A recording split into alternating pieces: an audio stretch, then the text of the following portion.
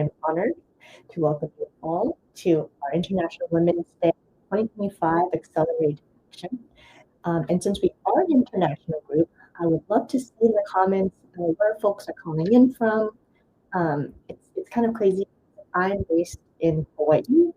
The WIN network is based in London, and so like we truly are a global network of just like very empowered um, women and allies. I don't want to forget the allies. So would love to kind of see where folks are calling in from. And while you're leaving those comments there, I'll do like a quick intro on myself. Uh, so hi, for those of you who don't know me or haven't met me before, my name is May. I'm a product designer, but I am also a WIN Network public ambassador. Um, it's kind of been really cool to help facilitate these conversations for the WIN Network, and I'm excited to be here today. I'm going to check the comments really quick. Okay, France, this is awesome. Caroline, lovely to see you again. UK. Who else do we have calling in from today? There might be a lag on my side as well, so I might have to pause a little bit. I got like really excited seeing what people are calling in from. I know one of our speakers you'll see shortly is based on the East Coast from Egypt. Oh, and Munich. Okay, wow. This is so cool. I'm super excited. Welcome, everybody. Okay, I don't have a lot of time because I have to let our next speaker up, but all folks are calling in.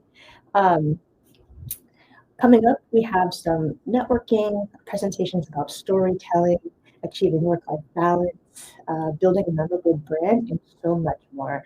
So buckle in, everyone, because it's going to be an awesome ride. But before I get into that, I really want to celebrate the WIN Network and some amazing stats as of this month. Um, so the last time I did this update, which was in August, we only had about 1,000 followers on LinkedIn. But as of today, the WIN Network now has 16,000, which is like insanity.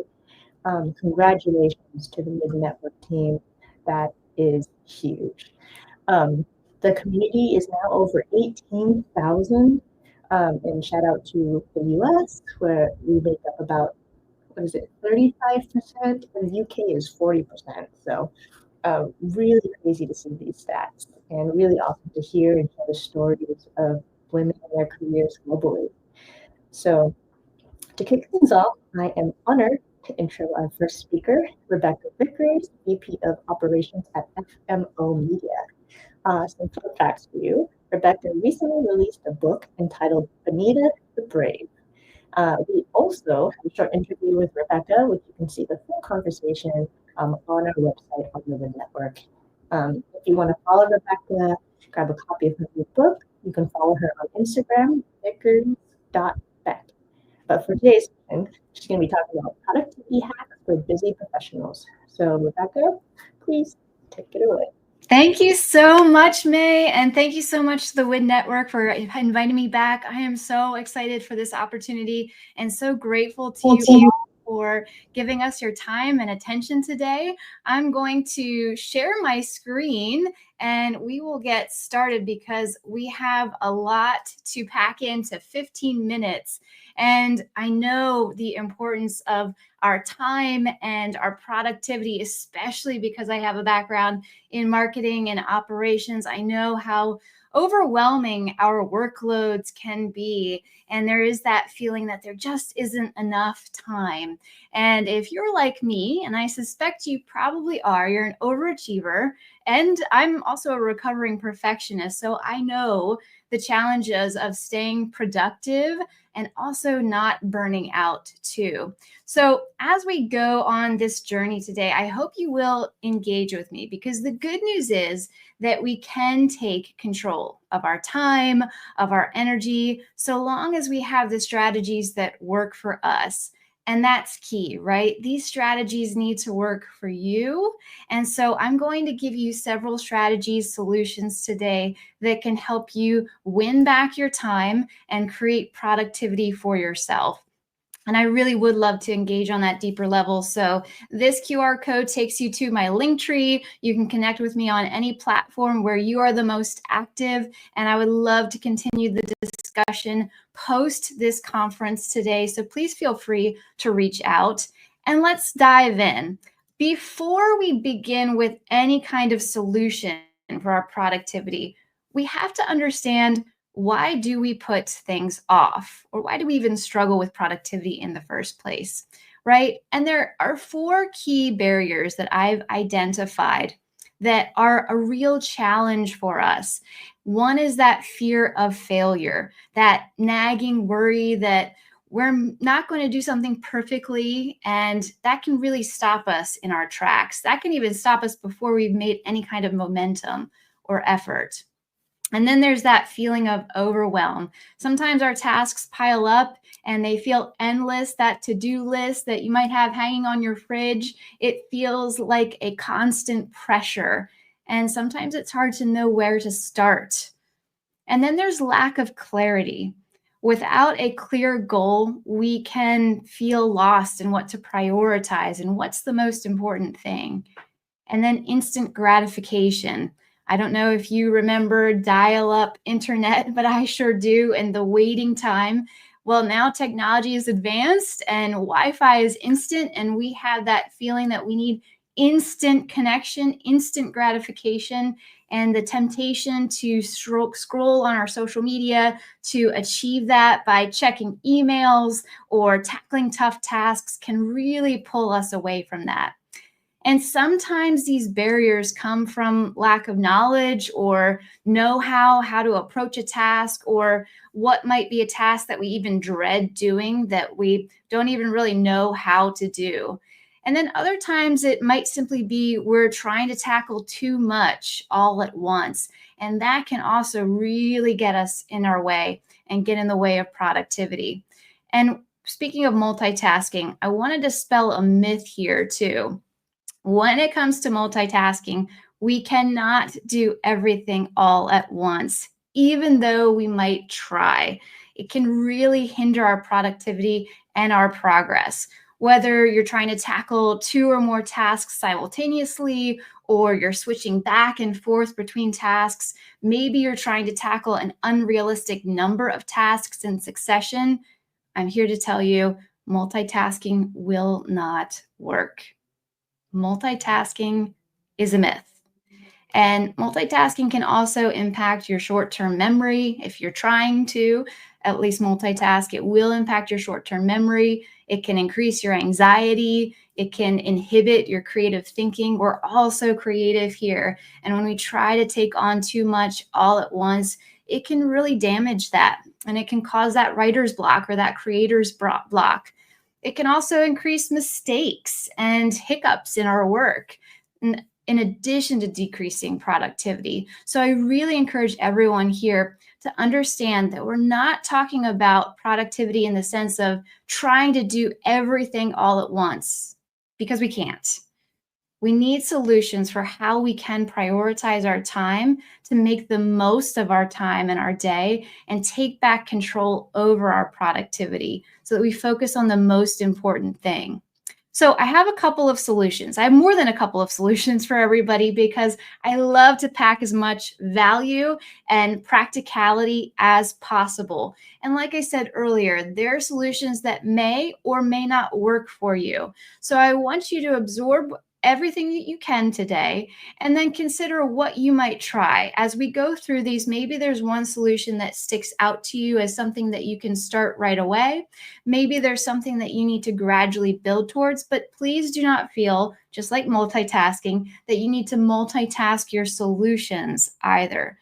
Take some consideration and listen to what might work for you. All right, so when it comes to that idea of productivity, I feel like it's really important to embrace a positive growth mindset. We want to build momentum, right? And sometimes that fear of failure can really hold us back. But shifting to a positive mindset will help. Whether you're starting small with manageable steps, you can build that confidence, in you, and you can make progress along the way. Whether you're jotting your ideas down with a quick task or you're setting your first action step in motion, that can really set the tone for progress for you. And remember, you can always stop and pivot and stay flexible when you're getting started. You don't have to stay on track if it's not working for you. So remember to stay adaptable and agile. And then focus on what matters. Prioritize your time. This is really important. When it comes to overwhelm, we have a hard time understanding where we need to focus our efforts. So I want you to zero in on what your number one priority is. Oftentimes we think about priorities as multiples, but priority is really singular. What's the one singular thing that you need to be doing to move the needle forward? That is going to make the biggest impact in your day. So ask yourself, what do I need to do to make the biggest impact? And then don't hesitate to delegate when possible. I'm going to talk about that in a moment too, as its own separate solution. All right, now oftentimes we have that long to-do list. I love writing lists, but we also need to have a plan in place. We need to set very clear, actionable goals.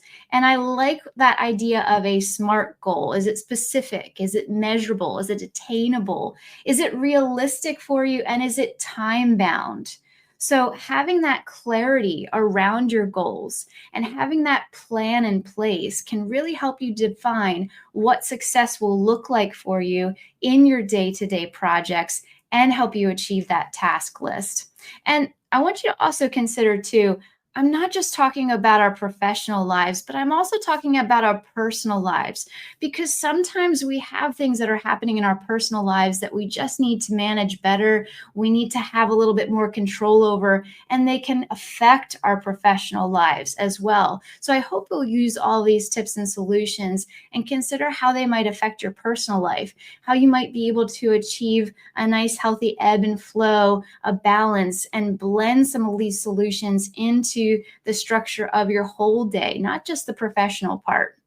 All right. Now, we talked about that idea of rewards and having that immediate satisfaction, that immediate gratification. So I want you to think about delayed rewards. Delay that gratification. Structure your time instead with some really intentional breaks. I know it can be really tempting to reach out and grab our phone and hit social media and check in and see what's going on, scroll through our feeds, but I want you to stay focused and align with that goal and give yourself a time frame for those check-ins, for those little breaks. Maybe it's not even social media that's distracting us. Maybe you're taking a different kind of break that's a little bit more healthier and sustainable for you. Maybe it's a water or a coffee break. Maybe it's a walk with your dog or stepping outside to get fresh air.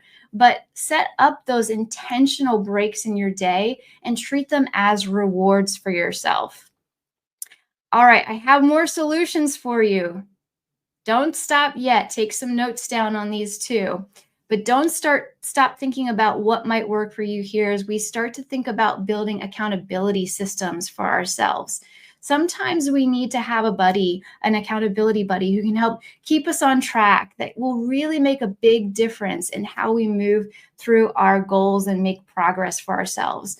Maybe you have a colleague, a mentor, or a friend who you can chat with, confide in, and share some of your challenges and share some of your goals with, who's willing to check in with you and help you stay motivated.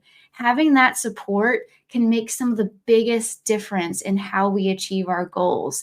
And it also helps give us a clearer sense of direction when we have someone who can give us some of that feedback and help us with some of that clarity. All right, one of the things that I love, especially coming from my theater background, is visualizing our success. And sometimes that can mean rehearsal, practice. Practice makes progress. So take a moment to visualize what that success can look like for you. Give yourself a mental rehearsal and picture yourself succeeding. Close your eyes, imagine completing that task. What is the feeling, the satisfaction that you're going to get from having that task fully done? You'll get that mental boost, you'll get a little bit of energy and clarity, and that in itself will also be a small reward. All right, I already mentioned delegating or outsourcing work. I know it can be challenging for all of us who want to do it all and be it all, but we can't. We can't do that. We can't multitask. We can't be everything to everyone. So remember that sometimes we might need a little bit of help. And when you're delegating, you're also giving other people an opportunity to practice their own skills, grow, learn, and develop as well. So consider delegating some of those tasks that you don't truly have time for, that you don't need to be essential and involved in directly. And then create a distraction-free environment for yourself. I think this is really important to have a clean, organized space free of distractions. That could also, going back to social media, be your phone. You might need to put your phone on airplane mode or put your phone in a drawer or in another room so that you can focus on the task at hand and your priorities that are most important to you in that moment. So minimize some of those temptations. Have a really clear space so you can avoid that mental clutter that can often distract us. And think about, what is the kind of healthy work environment that helps me? Maybe you need a little bit more creativity in your work environment for inspiration. Maybe you need that cleaner desktop space. Maybe you need to find a quiet, free zone. And maybe you like to have a little bit of music playing. Everybody is different, but find and create the space that works for you. All right. Now, there are so many other tips and tricks and hacks to productivity that we don't have time to cover them all. So I wanted to give you something valuable and practical that you can take away with you too. So feel free to screenshot this slide here. You can grab the QR link now in the moment and use any of my tips that work for you so you don't have to remember them. I made them in one comprehensive takeaway for you. There are options like bursting your tasks in a big blitz, how to clear that mental clutter, using the Pomodoro technique to set up time constraints for yourself. And they're packed with some ideas that you can take away and use and leverage. I would love to hear how they work for you. So take that screenshot and take that link and feel free to use any of them. All right, as we wrap up, I want to talk a little bit more about the idea of owning your time. And I want to share this quote from Mel Robbins. She's a wonderful motivational speaker and author, and she talks about how we have to set up ourselves for success the night before, meaning that success, organization, productivity doesn't happen just in the morning and during the day. It can happen the night before in how we set ourselves up for the day. So I want you to take that big idea away with you as well too. Productivity isn't just about the present, but it's about how we're setting ourselves up for the future. So I hope you'll take all these solutions and help set yourself up for the future with any and all of these ideas that work for you. It's a great reminder for us all that consistent preparation can really impact our productivity and help us take back that control. It also helps us relieve some of those unnecessary stressors too. But it's not without a little bit of extra help that we can also make more progress. And that's why I also want to give you a second takeaway. So get those screenshots ready again, because sometimes we need a little bit of help with our day with technology. Technology is our friend. AI, automation, all of those different kinds of tools and platforms that are at our fingertips. I know I just talked about the distraction of technology, but it can actually be a friend when we leverage it intentionally. So with all of these frameworks, all of these approaches now at your fingertips, I want you to also take my guide on AI tools and automation tools that you can pair with these solutions to help you maximize your day. This is not a full comprehensive list. There are 600 plus AI platforms out there, but I want you to see the ones that I use and how I use them. So I've given this comprehensive list for you of all the tools that I use that you might find helpful, whether it's organizing your calendar, whether it's being your instant note taker and helping you organize your notes and your thoughts for yourself, even how to create content and focus your content creation process. There are a lot of tips and a lot of tricks and a lot of different platforms out there. So I wanted to condense it and focus it down for you all. And then keep in mind that as we use these, you also want to have a task management program and platform to help you manage your priorities. So I've included Asana as an option and the one that I love to use, but there are plenty of options out there. And I'm hoping that this will get you started. But as we wrap up today, I also want to emphasize again that these solutions are for everyone. And you do not have to take all of these solutions. You want to take the ones for you. But since we're all gathered here to celebrate International Women's Day, I want to speak directly to women because we often face that intense pressure to be everything to everyone at work, at home, among friends, but we can't do it all. We can't do it all the time anyway. Not for everyone, not all at once. So take a moment to release yourself from that unrealistic expectation and instead let's take a moment to clear our priorities, focus on the one priority that makes the most impact so we can take ownership over our time. That is our most precious resource that we have. Start owning your day, own your choices, and have a very happy International Women's Day. Thank you all so much. Snaps for Rebecca. I think there are snaps emojis, but I don't know where they are. If you can find them, please put them in the comments. That was awesome. I felt most of that presentation, putting things off, instant gratification, just kind of comes with the territory. And I think especially as most of us, or some of us, I suppose, work remotely, there are even more distractions. And so really love these tips and tricks. I'm a huge proponent of like visualizing your success as well, especially when I get distracted. Sometimes I'll make a mood board, just throw up some stuff I get excited about, and I'm like, yeah, I should do that work because I'm excited about it. So really awesome talk.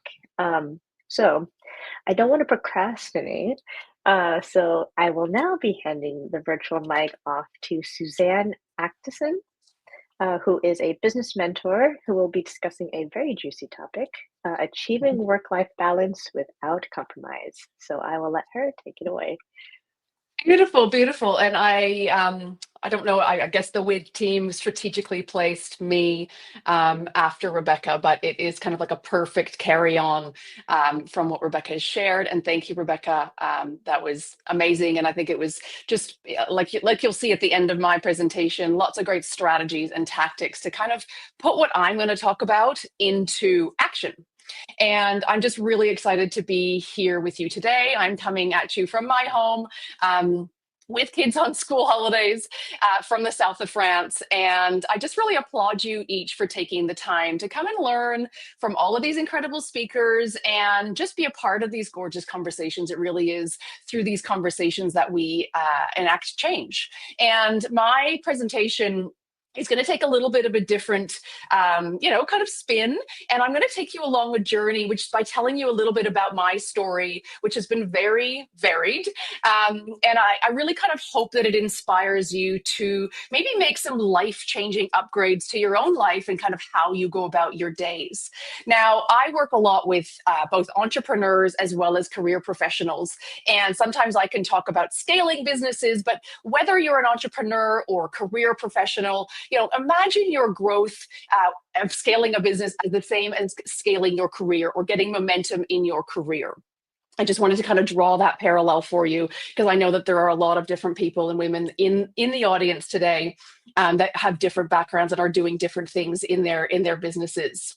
Now, I just want you to kind of drop in for a minute, and I want you to imagine this for a moment. It's 3 a.m. and you're exhausted. Yet you've woken in the still of the night, and maybe you never really properly fell asleep. And your mind is racing with thoughts of work and deadlines, maybe bills you forgot to pay, kids' activities the next day. And when you wake, the sun kind of makes the insurmountable of the evening feel manageable again. And you go about your day, but kind of continue to make and do just enough kind of each month and each week. Now you continue to work long hours, other people take priority. You want to go for that walk in the evening, but you kind of forego it because you're exhausted. And well, dinner needs to be made. You think back to when you were in your 20s, it felt more free. You traveled, you had fewer responsibilities, you had time for hobbies, you caught up with friends spontaneously, imagine. And you tell yourself that if you can just get through this next phase, then you'll have time for yourself. Then you'll rest. Then you'll travel. Then you'll make time for your hobbies and friends, let alone yourself. It's then that you're going to enjoy your life. I know this feeling really well. I lived it. My story varied slightly as a former executive turned entrepreneur. I'd achieved certain, levels of perceived success, but I had been conditioned to believe that success and growth required sacrifice. That if we were to build wealth and have a good life and do the things that we wanted to do, we had to work harder and do more and push ourselves to the edge effectively. So that's what I did until I could no longer. But today, I want you to challenge that. What if we flipped the script? What if I told you that everything you've been taught about wealth is completely backwards? What if we've misunderstood the actual word wealth entirely? Now, if you actually go back to the origins of the word wealth, we find something really surprising. The word wealth comes from the Old English word wella, which actually means well-being. Yes, at its root, wealth was never about money or success. It was all about wellness and prosperity in all its forms: health, love, joy, freedom, time, fulfillment. And yet, when we set out to create wealth, and as ambitious women we do, we often do the very opposite of what it actually truly means. We sacrifice our well-being to build financial success and corporate success. We chase abundance, but live in scarcity of time, of presence, of energy. And we work for freedom, but end up feeling really trapped. So how did we get so far from its original meaning? Now, this is what the Life First method is all about. Let me see if I can get to the next slide as the next question. There we go. Now, I wasn't always the woman that I am here sitting in front of you today, living what I would now describe a thriving, fulfilling life and guiding other women to do the same. I was a C-level executive turned, as I said, entrepreneur and a mom of 3 boys. On paper, I had built a successful life, but behind the scenes, it was something totally different. I was always overworking. I was sacrificing my well-being, my time, my energy, all in pursuit of success and more growth. I believed I had to push harder, I had to do more and give everything to be worthy of the success that I was chasing. Until one day in the wee hours of the morning, when I'd woken up in a very anxious state, I asked myself, what is the point of what I am doing, of building and scaling a business, if I was completely exhausted to actually enjoy my life? And that was the moment I knew something had to change. So my family and I did something most people would consider quite radical. After 17 years of living in Australia, clearly my accent's not Australian, I'll tell you where I'm from in a minute, we packed up our lives and our dreams and our 3 children, and we moved across the world to France. Originally, it was supposed to be a 1-year adventure, a chance to step away from the relentless hustle and stress and overcommitment, and to press pause and reimagine what life could look like. But what we actually, and what I personally found in France, wasn't just adventure and travel. It was a nice, beautiful blank slate, a once-in-a-lifetime opportunity to plant new seeds and redefine my path and start rebuilding life and a new business on my terms. And in this space of slowing down and simplifying and reconnecting and truly, what I say, truly living, I finally understood something that I'd been missing all along. Success and true growth wasn't about doing more. It was about living more. And that's when I made the decision that changed everything. I flipped the formula. Instead of sacrificing my life for success, I built success around my life. I designed a business that aligned with my purpose, my energy, and my long-term vision for my life. I wanted to really work with women, and I wanted to work with clients that I love, that lit me up, that I got off calls with or met in person. And I just said, is this my actual job? I wanted to create programs that lit me up, and I wanted to take time off, like summer holidays, like school holidays, for the things that mattered most. I realized that no strategy alone would be able to create success. Now, while Rebecca went through a ton of strategies and tactics, you do need strategy, like I'm going to go into. But I had to actually believe in where I was going and get really clear. And Rebecca also talked about this, really clear on my vision, and really embody the energy of the woman that I wanted to be. And this is what I want to leave you with today. And I'm not done yet, but I want you to really think about that. When I did that, everything shifted. New clients came in, and amazing ones, speaking opportunities, podcast invites, collaborations flowed effortlessly. At the core of this transformation was reclaiming my joy and my presence. Like gardening, I love flowers and I love growing flowers, and I'm a complete beginner and I'm learning how. Cooking, traveling to see my aging parents without guilt. And the more that I prioritized my life, the more that my business thrived. I didn't lose success, I actually multiplied it. I created more wealth, more ease, more alignment than I had ever imagined. And now I get to do the same with other women. So I want us just to kind of think about the traditional models that we are conditioned in, that we grow up with. Really, I guess the traditional balance really does fail us. The work-life balance is a complete myth. In fact, 77% of professionals experience burnout, which is a really high figure. Entrepreneurs report even higher stress than employees. And balance implies a kind of a perfect 50-50 split, which just doesn't exist. And the problem isn't that we don't work hard enough. It's that we're playing the wrong game.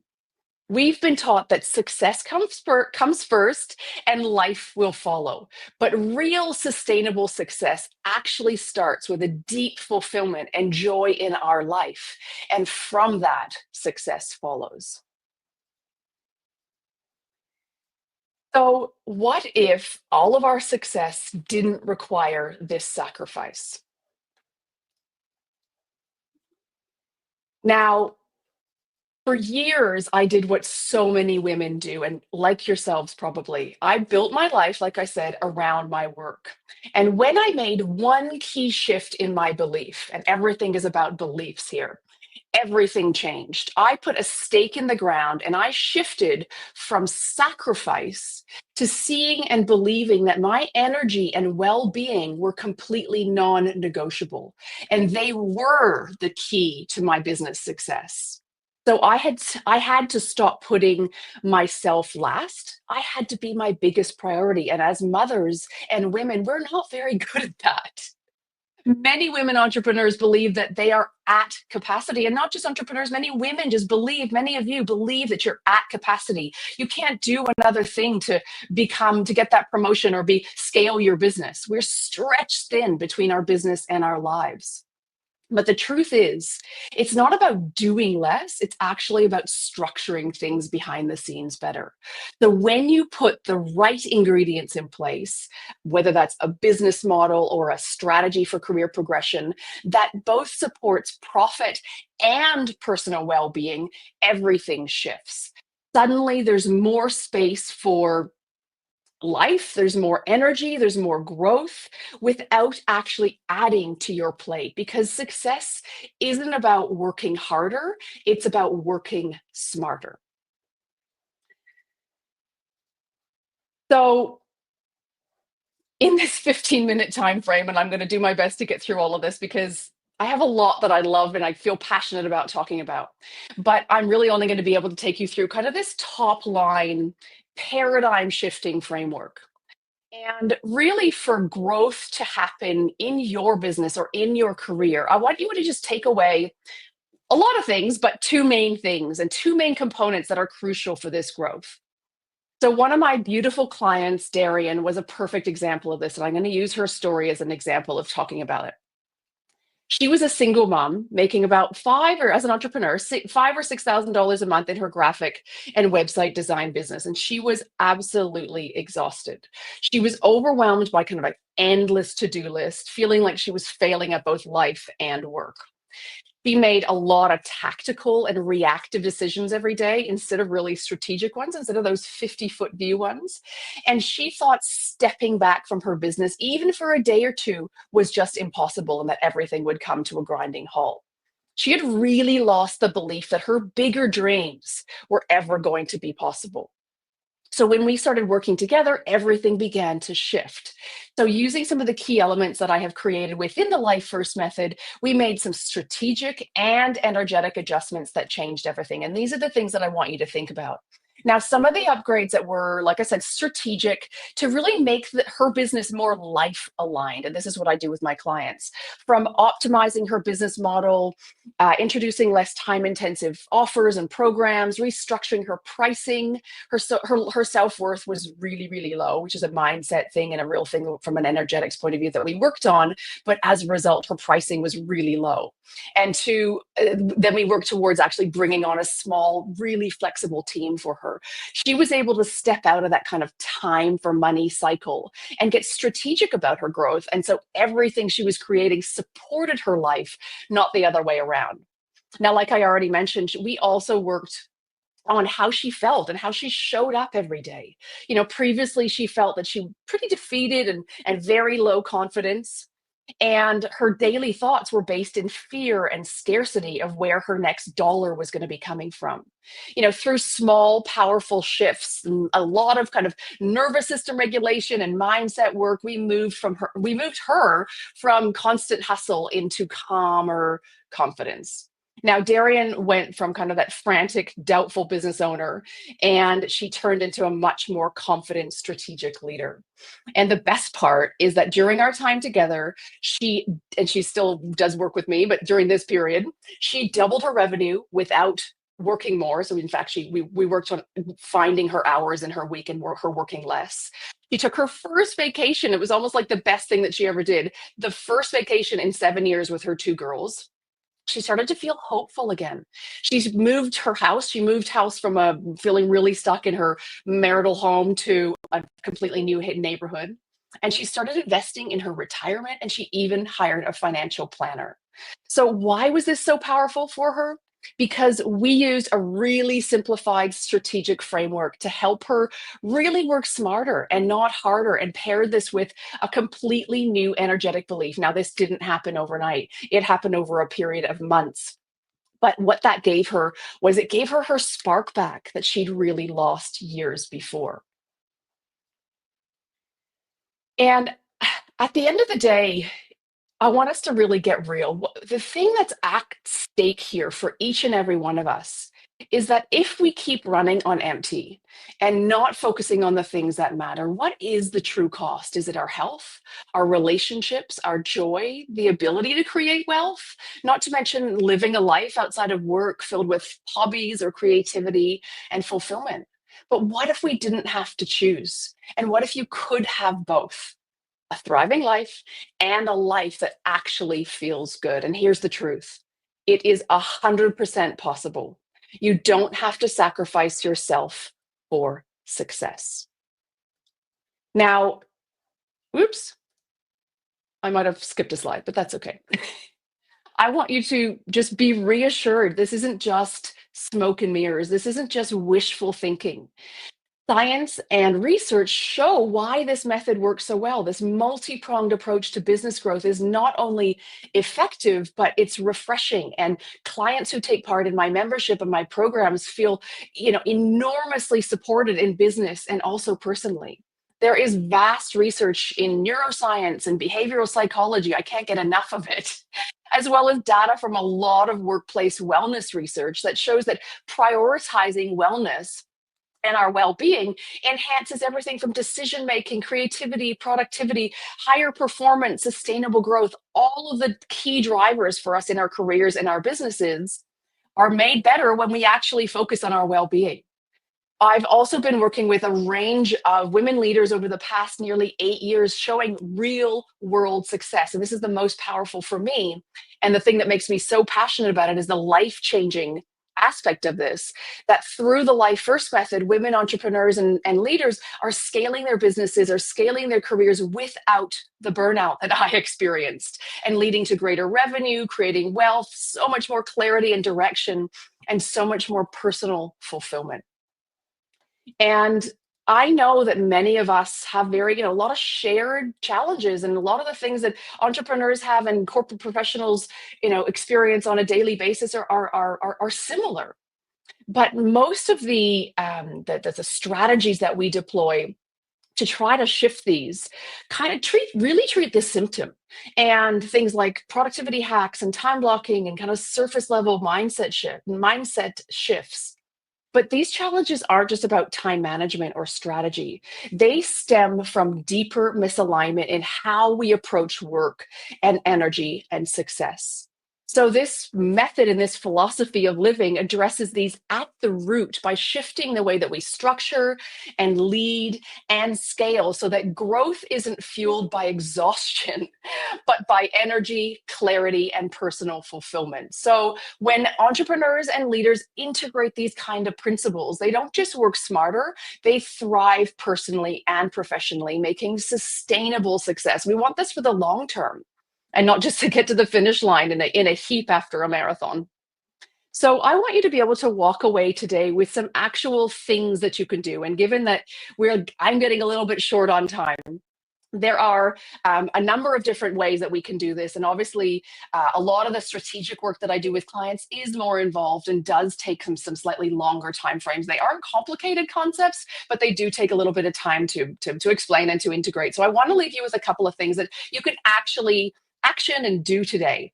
And I'm going to jump into the number 2, which is actually doing an audit of what you are doing and how you are being. Now, we are taught to focus on what we do each day. It's all about productivity and doing more and getting through our to-do list. And don't worry, I love a strategy and I love me a to-do list as well. But the real power comes from who we are being while doing it. Your thoughts, and you've probably heard this concept before, our thoughts shape our emotions, and our emotions drive what we do, drive our actions. So if you want to create new outcomes, we need to start by shifting who we're being. We need to start by shifting that state of being. Instead of letting our moods and our emotions dictate those actions every day, and we as women, we know those energies and those moods and those emotions can fluctuate. This isn't a session on hormones, but don't get me going. We need to flip this and schedule activities and schedule intentionally things into our calendar that generate the emotions that we want to feel. And let me explain this really quickly. If you want to feel motivated, if you want to feel inspired or excited, let's say that that's the word that you want. You need to prioritize the things that make you feel that way. So maybe that's a workout, maybe that's meditation. You're feeling really frazzled and you need to be a little bit more grounded. Time outdoors, creative play. So when you intentionally cultivate the right energy, the right opportunities, decisions, and momentum will follow.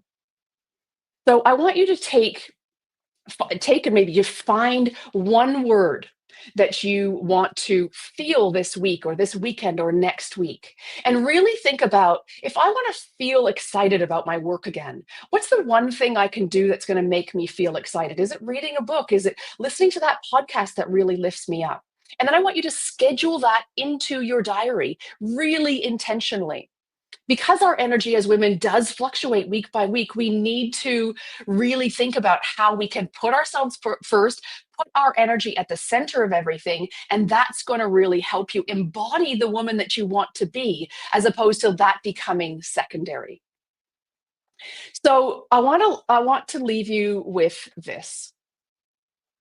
And that's If we'd redefined wealth as well-being, freedom, joy, and time, how would you shift the way that you build your business and career? What if your greatest success wasn't just the revenue and the wealth and the income that you generated, but the quality of life that you created? Success isn't just about growth, it's about expansion, fulfillment, and alignment with who we are, building a life that feels as good as it looks. And you, every single one of you, deserve to create both prosperity and a life that truly feels yours. And so today, on International Women's Day, I really invite you to take a step into a new way of thinking, to work hard, to not to work harder, but to lead with your life first. Because when we do, we each personally flourish, and the world around us absolutely changes. So I absolutely loved bringing this paradigm shifting framework to you today. I hope it has inspired you. I really would love to connect with as many of you as possible. I spend time on Instagram, I spend time on LinkedIn, and please come and say hi in either one of those places and let me know what resonated most with you from this presentation today. And just thank you very much all for being present and inviting me in.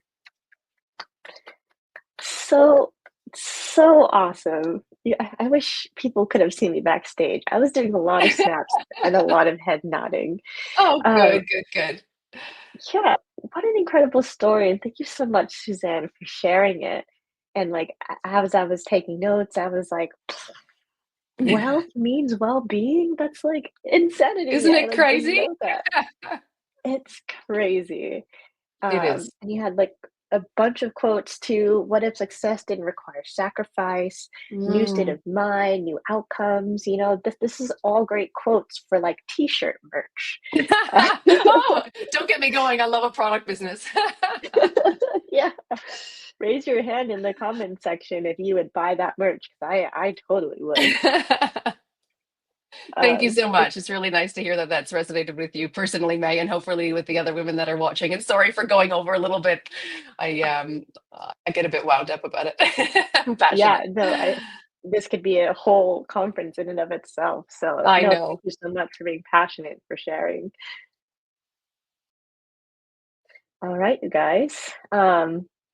I would love to continue building up on these phenomenal talks and introduce Hannah Taylor, pointing in some direction, who is a senior marketing and partnerships executive at SIUK, and she's going to be hosting a panel on motivating experiences shared by various professionals. So I will let her introduce her other panelists. Thank you so much, May, and welcome everybody. And today I am hosting the Experiences panel. So we've got three incredible women joining us today. So we've got Imogen, Sean, and Harani, who will be sharing their experiences with us and sharing key moments of their career that hopefully will be inspiring to everybody. So if we could have Imogen come to the stage when ready. Hi. Hi, Imogen. Hey, Hannah. How are you doing today? Yeah, I'm good, thank you. How are you? Good, thank you. I'm well. Well, thank you so much for joining. And I guess for the audience, would you just like to start with introducing yourself and sharing a little bit about, what has led you to where you are today? Hello, everyone. I'm really happy to be a part of this event today and to be speaking to you all. If you've not seen me before, my name's Imogen Picton and I am a social media manager. I've worked with brands in a variety of niches now. Honestly, if you told me a few years ago, I just would not have believed some of the things that I've done so far. And I'm actually only 4 years into my career. So looking ahead, I'm still relatively near the start. Growing up, I literally had no idea what I wanted to do. And I feel like there is quite often a lot of pressure to know what you want to study and know what you want to do and have like your whole life mapped out when you're 16. And it just kind of wasn't there for me. I ended up doing my A-levels during the pandemic and found marketing through a virtual work experience program. So it all worked out for the best. I started freelancing and now I'm here at this event. So yeah, that's been the journey so far. Oh, thank you for sharing that, Imogen. And as you said, you're quite early in your career, and I'm wondering, what was the pivotal moment for you to, set up Imogen Grace Socials? Was there a particular person or a moment that made you decide that? I feel like generally, like no one said this, but it was just kind of a fluke. I was at sixth form. They sort of go down the route of trying to help you with your next steps, whether you want to go to uni or whether you want to get a job, whatever you feel like the right path for you. So I had quite a few meetings with the careers counsellor, things like that. Still wasn't sure what I wanted to do. And then it came to a point where I was like, I don't really just want to go to uni for the sake of it. I would rather get a job or something like that. But I had no experience because I'd been studying during the pandemic and we couldn't do any work experience. So I literally started freelancing just to get that experience, because I thought, how am I going to get a job if I've literally got nothing to show my ability? Like, I've only got my GCSEs and my A levels. So it purely came from that. I feel like it's not really a route that is so much spoken to young people about, you could leave school and work for yourself. I feel like that wasn't really presented as an option to me either. It was more so through networking and speaking to other people that I figured out that was even an option. So yeah, it was a bit of a fluke, but I'm glad I did it, and I'm glad that I am where I am now. So I would honestly just recommend that if you are thinking about it and you're young, give it a go, because you really don't have that much to lose. And either way, you get so much valuable experience. For sure. And thank you for sharing that. I think it's such an important message to people that are quite new in their careers and do want to take that step to, go out on their own. So thank you for sharing that. And you were saying beforehand about, speaking to careers advisors and, figuring out what you would like to do. And it sort of reminds me of the importance of seeking out those experiences and networking and such a huge part, especially in marketing. And I wondered if you had any sort of advice or tips to people that are looking to expand their network to do something like you're doing. Yeah, so I would say that the biggest thing for young people is that it's scary to put yourself out there. And I know at the start I was so nervous because I'm quite a shy person. Like, I'm not naturally really outgoing, really chatty, really confident. And I think it's so easy to just be harsh on yourself and think, oh, like, I don't have the experience. Why would someone want to speak to me? But genuinely, there are so many people out there that are willing to speak about themselves and share their journey and share their advice with you. So it is a case sort of just getting past your own doubts, because people aren't judging you like you're judging you. Like, you're thinking, oh, why would someone want to speak to me? But you've still got your experience. Even if you're not really far into your career, there's still so much that you can share. So I think it is just a case of not limiting yourself, and just, even if it is a little bit scary, putting yourself out there, because you will get used to it. And I'm sure that's something that you found as well. Like, at the start, it can feel a bit scary and it feels a bit weird to put yourself out there, but over time you just get used to it and it feels so normal. Amazing. And I guess as well, I was interested to know whether, in your career so far, if there's been a particular project or a specific industry that you've worked in where you've learned something either about yourself or, personally or professionally, if you're able to share. So I've worked with actually quite a lot of different industries, and I think that it's nice to have that variation and to learn new things. I've learned so many random facts that I know about things like fiber optics and all random subjects. But one of the favourite projects that I've been a part of is actually a client that I took on towards the end of last year.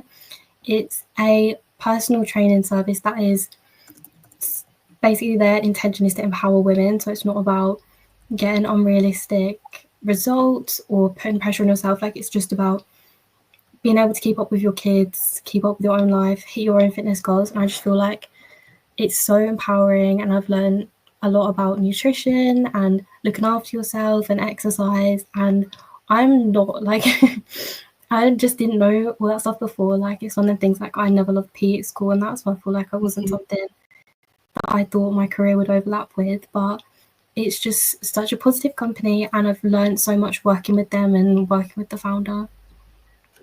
Great. Thank you for sharing that. And I guess moving on to, why we're all here today, which is International Women's Day. And I'm interested to look 10 years into the future, 2035. I want to hear where you see yourself in this industry, and what do you hope will change or remain? I think it is just one of them things where, like, in 10 years, things aren't going to be equal, but we need more awareness. We need more people standing up and speaking about the issue. I would love to see more women in leadership roles in marketing, more women being those industry leaders. There are some incredible women in the industry, and I would just love to see us getting behind people like that, supporting them. I saw something on the news the other day that was saying about people believing that feminism and efforts to support the equality of women has gone so far that men are now discriminated against. And I feel like the misconceptions like that, people are just believing it, and there needs to be a lot more education around what the facts actually are and how this isn't like one or the other. Like, we should all be supporting women and empowering women, and it shouldn't just be one day that we talk about it. So I would just love to see us getting behind women, supporting them in the industry. I know that's something that we do a lot of, so I'm really happy to be a part of that. Amazing. And we're going to have to wrap up in a second, Imogen, but I've just got one last question. And I wanted to know if there's one piece of advice or one key message that the audience can take away today from your experience. What would that be? I actually learned on last year's version of this event that women have less connections generally on LinkedIn. We also don't always apply for jobs unless we meet all of the targets. I feel like women are quite hard on ourselves in that way. Like, we expect ourselves to be meeting every single criteria. So my advice would just be to not hold yourself back. If you're wanting to start your personal brand or start LinkedIn, like, networking, don't be the factor that's holding you back. Like, just let the doubts go, trust the process, and just support yourself and be your own biggest cheerleader. For sure. Thank you so much, Imogen, for your time today. Thank you. And I've definitely learned a lot from you. So thank you. I'm happy to hear that. So up next, we have got Xian joining us. So when you're ready, come join on screen. Hi. How are you doing today? Hi, Hannah. I'm doing great today. Thank you. How are you? Brilliant. Yeah, I'm well. Thank you so much for joining us today for the Experiences panel. And I guess let's just start with just an introduction into, who you are, and give us a glimpse into your industry that you work in. Okay, my name is Xian Harper Jarman. I'm really pleased to be here with you, Hannah, today. So I'm a marketing consultant. I run a marketing company called Sparkfire Marketing. We've been in operation now for about 4 years, going on 5. And yes, it's been a fantastic winding road. Entrepreneurship is very interesting. And we provide marketing services to a variety of different businesses across several different industries. And one of the amazing things about start running an agency is that you get to experience different types of industries, from engineering to fashion to coaching to media and entertainment. So it's been quite exciting and an interesting journey so far.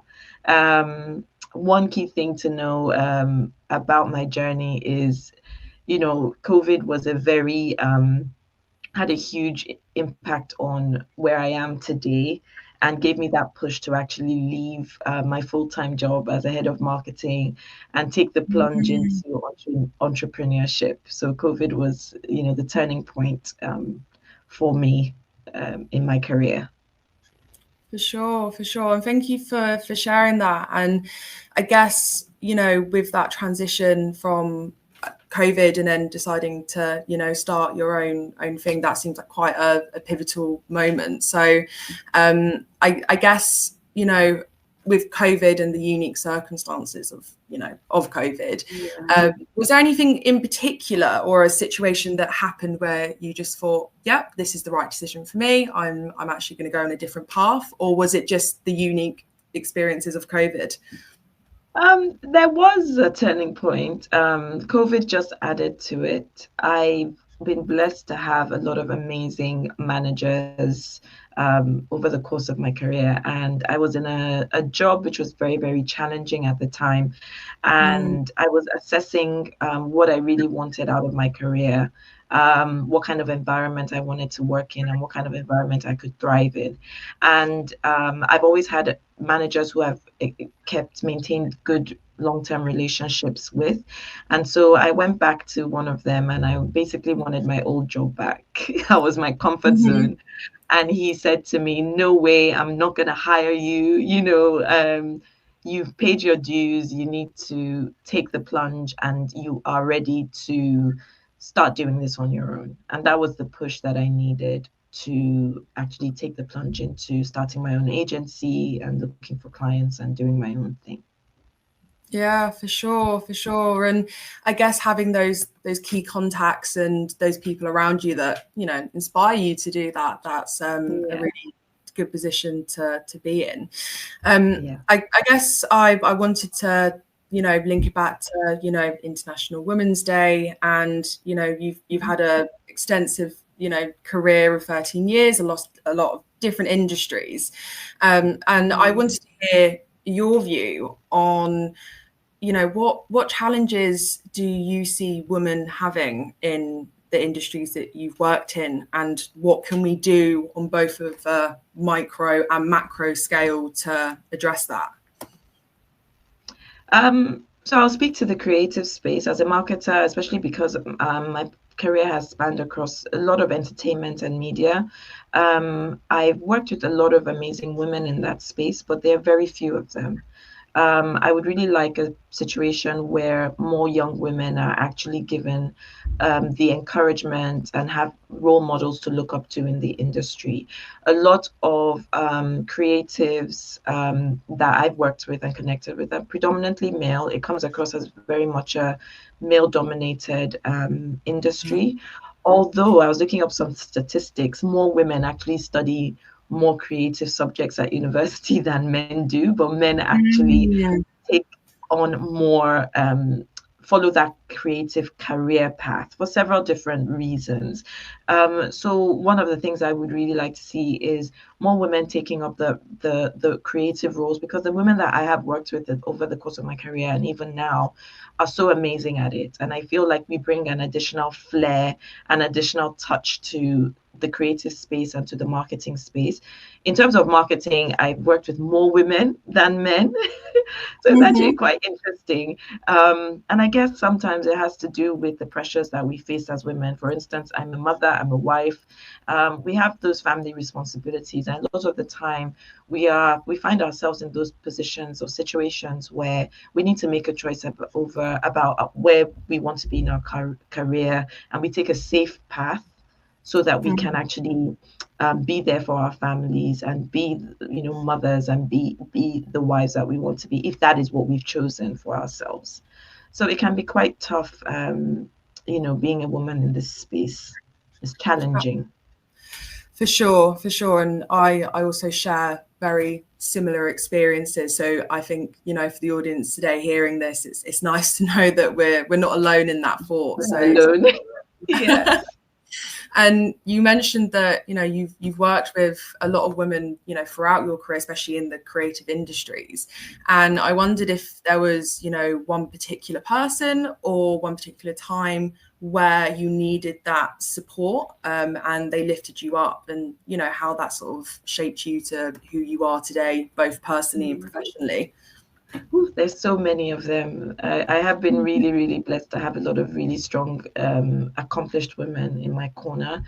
I would say it was the one moment that I'd like to highlight, or one person I'd like to highlight, is my manager at Nickelodeon. So Nickelodeon was really a turning point for me that's where I started my marketing career. I have a degree in product and furniture design. So I actually have a degree in the creative space. Oh, amazing. Yeah, I studied product and furniture design at Ravensbourne, and found myself in marketing because I moved from the UK back to Nigeria, where I'm originally from.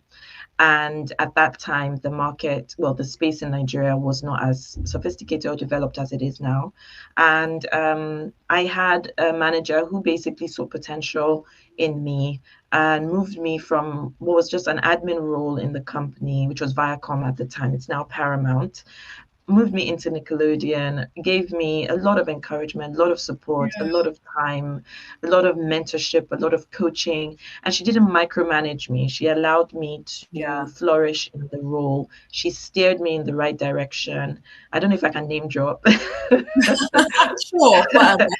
Her name is Tasania Passad, and she was just an amazing manager. And I credit her and her management style for one, where I'm at in my career today, what I've learned, the experiences that I've had.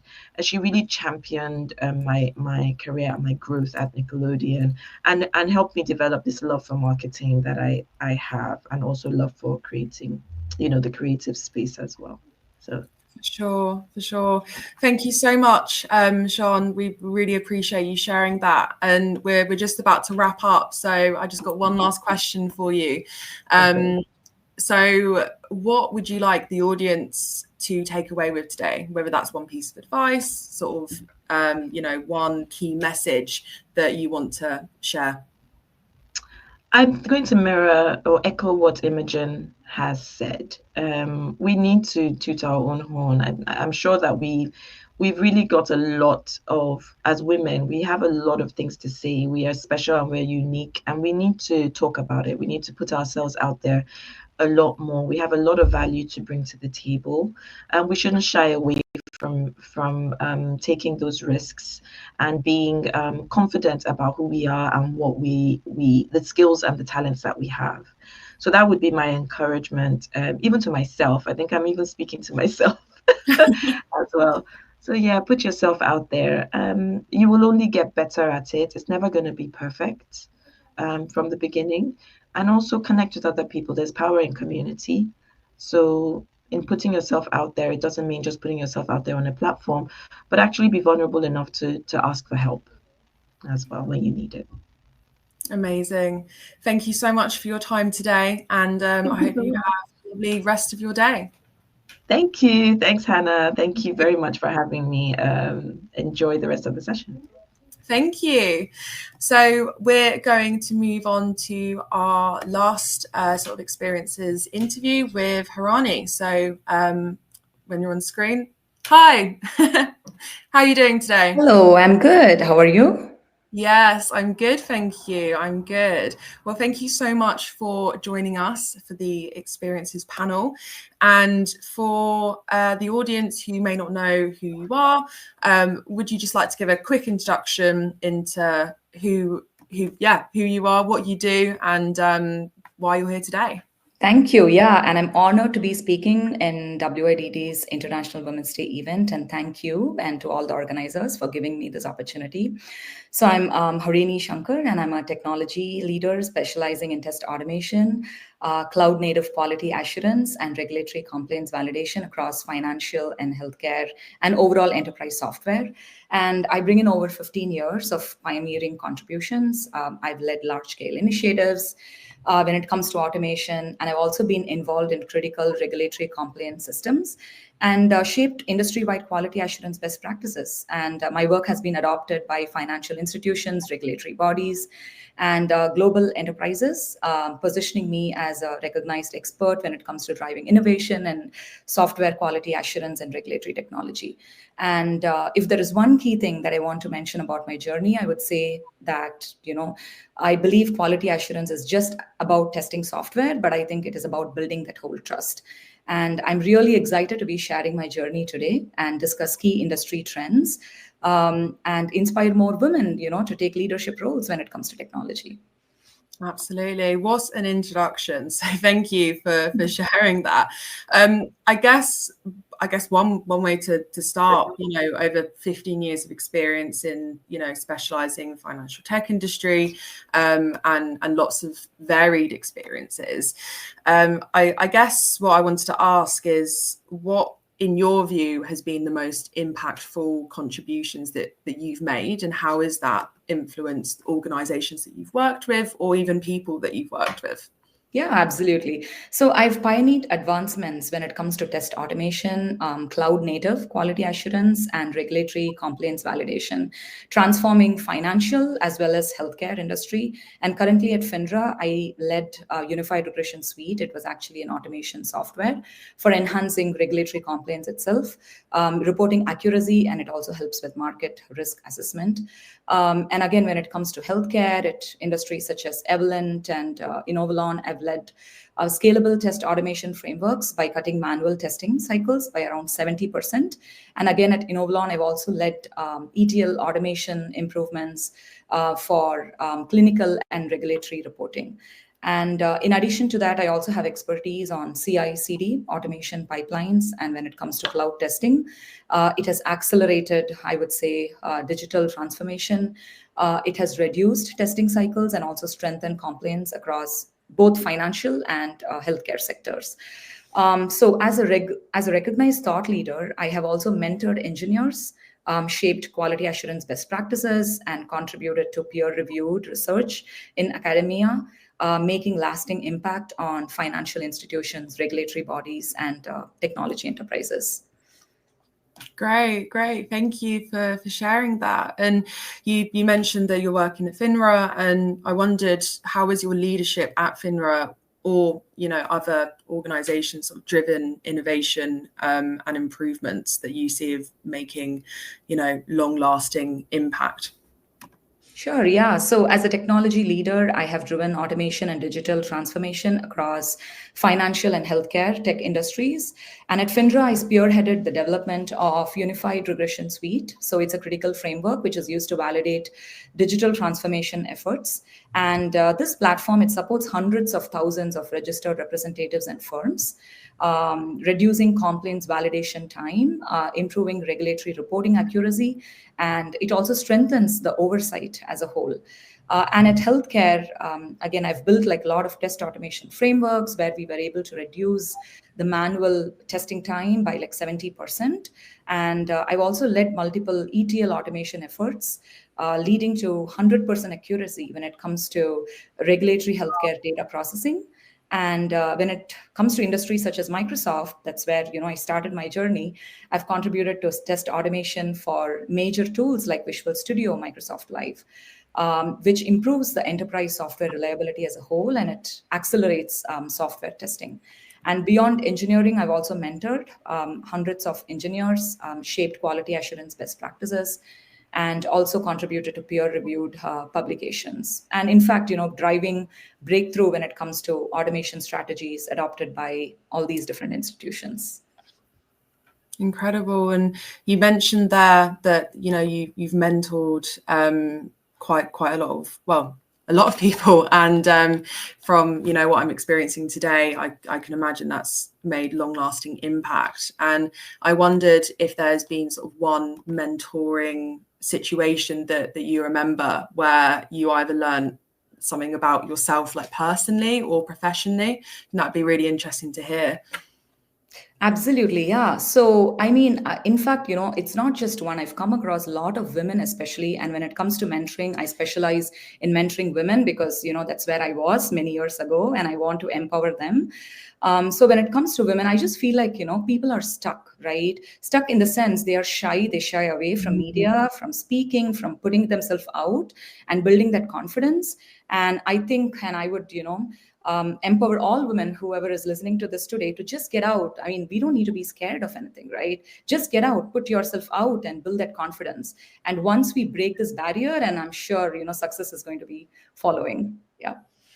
For sure. And I guess looking into the future and looking at your industry in particular, do you see any challenges that you see today that you predict will be gone in the next 10 years? Or do you think those challenges are just going to remain? What are your views on that?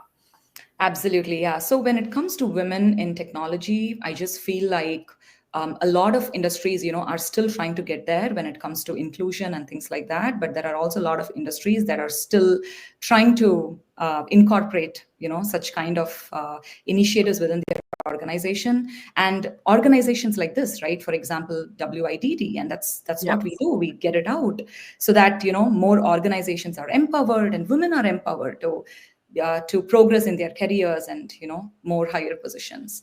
So I think eventually I feel like it is going to become, it's not going to be that biased, and eventually we are going to be becoming an unbiased society because of initiatives like this. For sure, for sure.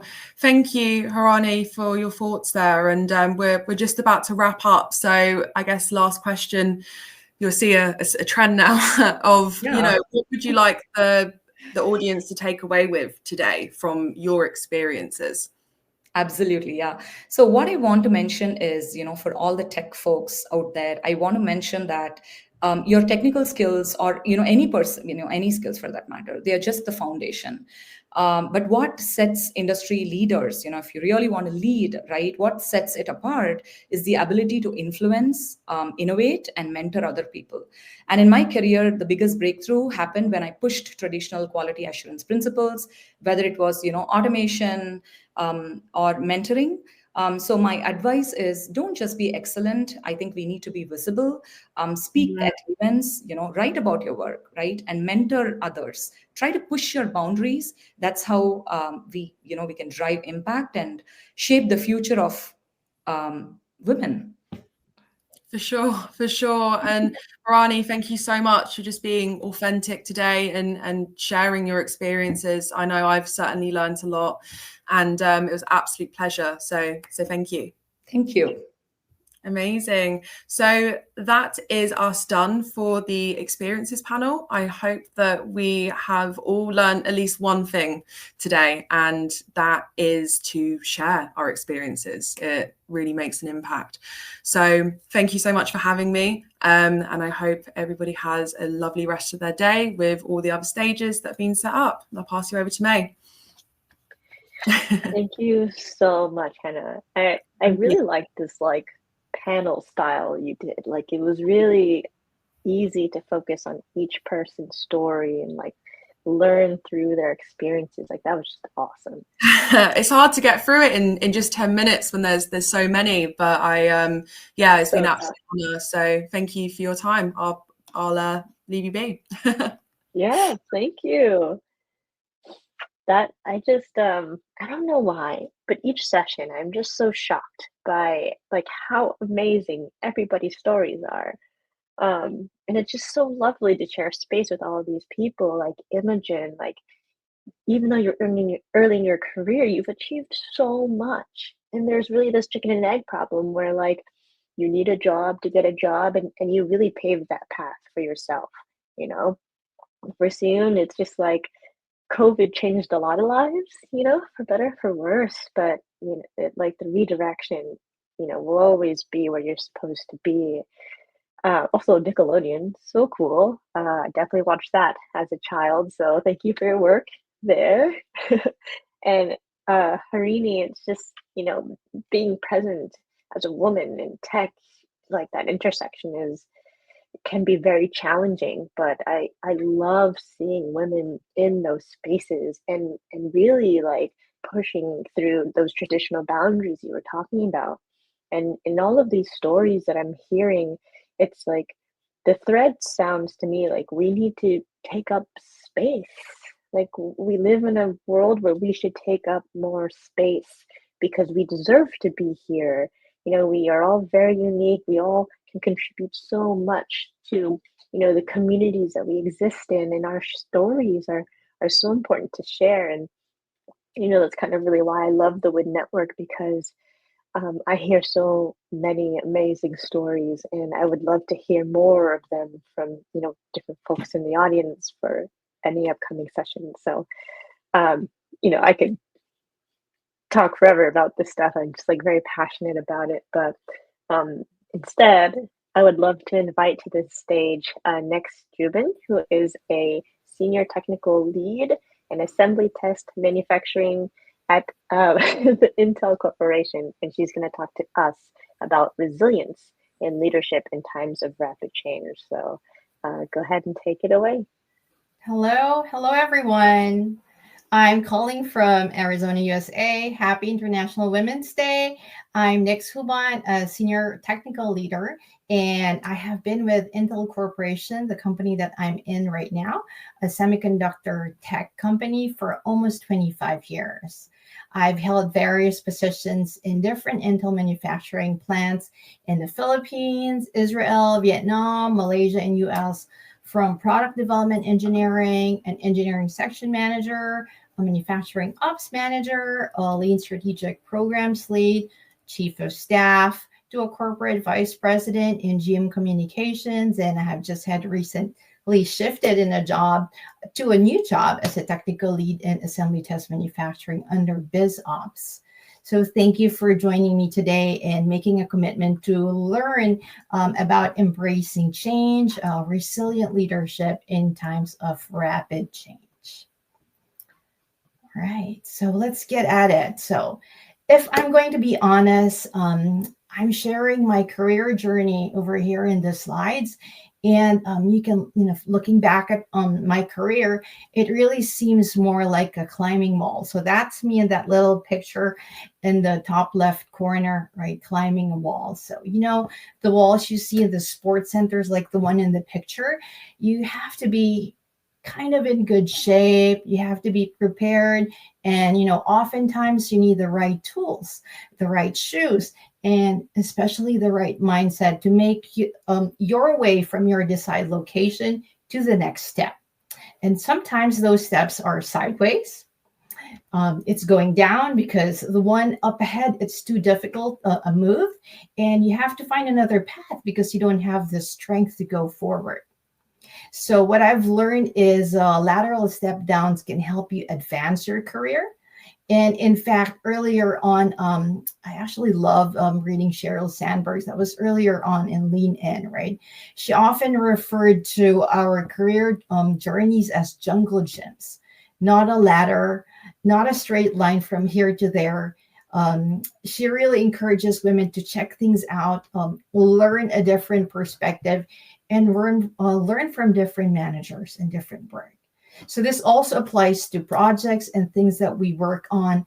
There will always be very valuable projects that are so hard, you don't know if it will go right, but when, asked, I always lean into it.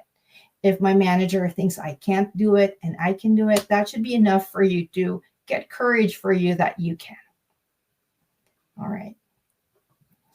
So I have a couple of questions. I know I don't see you, I don't see hands, right? So who has not changed appearance since they were 8? Maybe since they were young, right?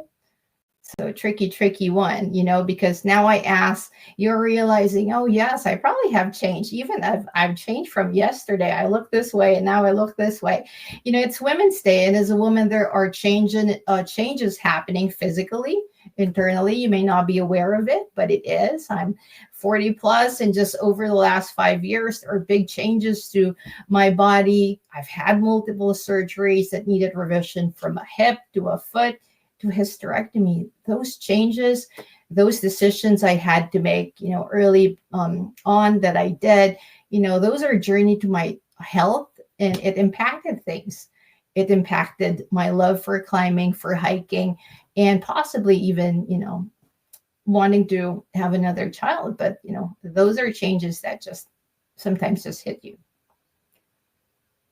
So sometimes they're asked, okay, what's your status, right? Well, you don't have to answer that, but this is often asked when we create a social media account, right? For others, they may have changed more frequently, while others may have stayed longer in one status, have not changed at all. Again, this is something that changes.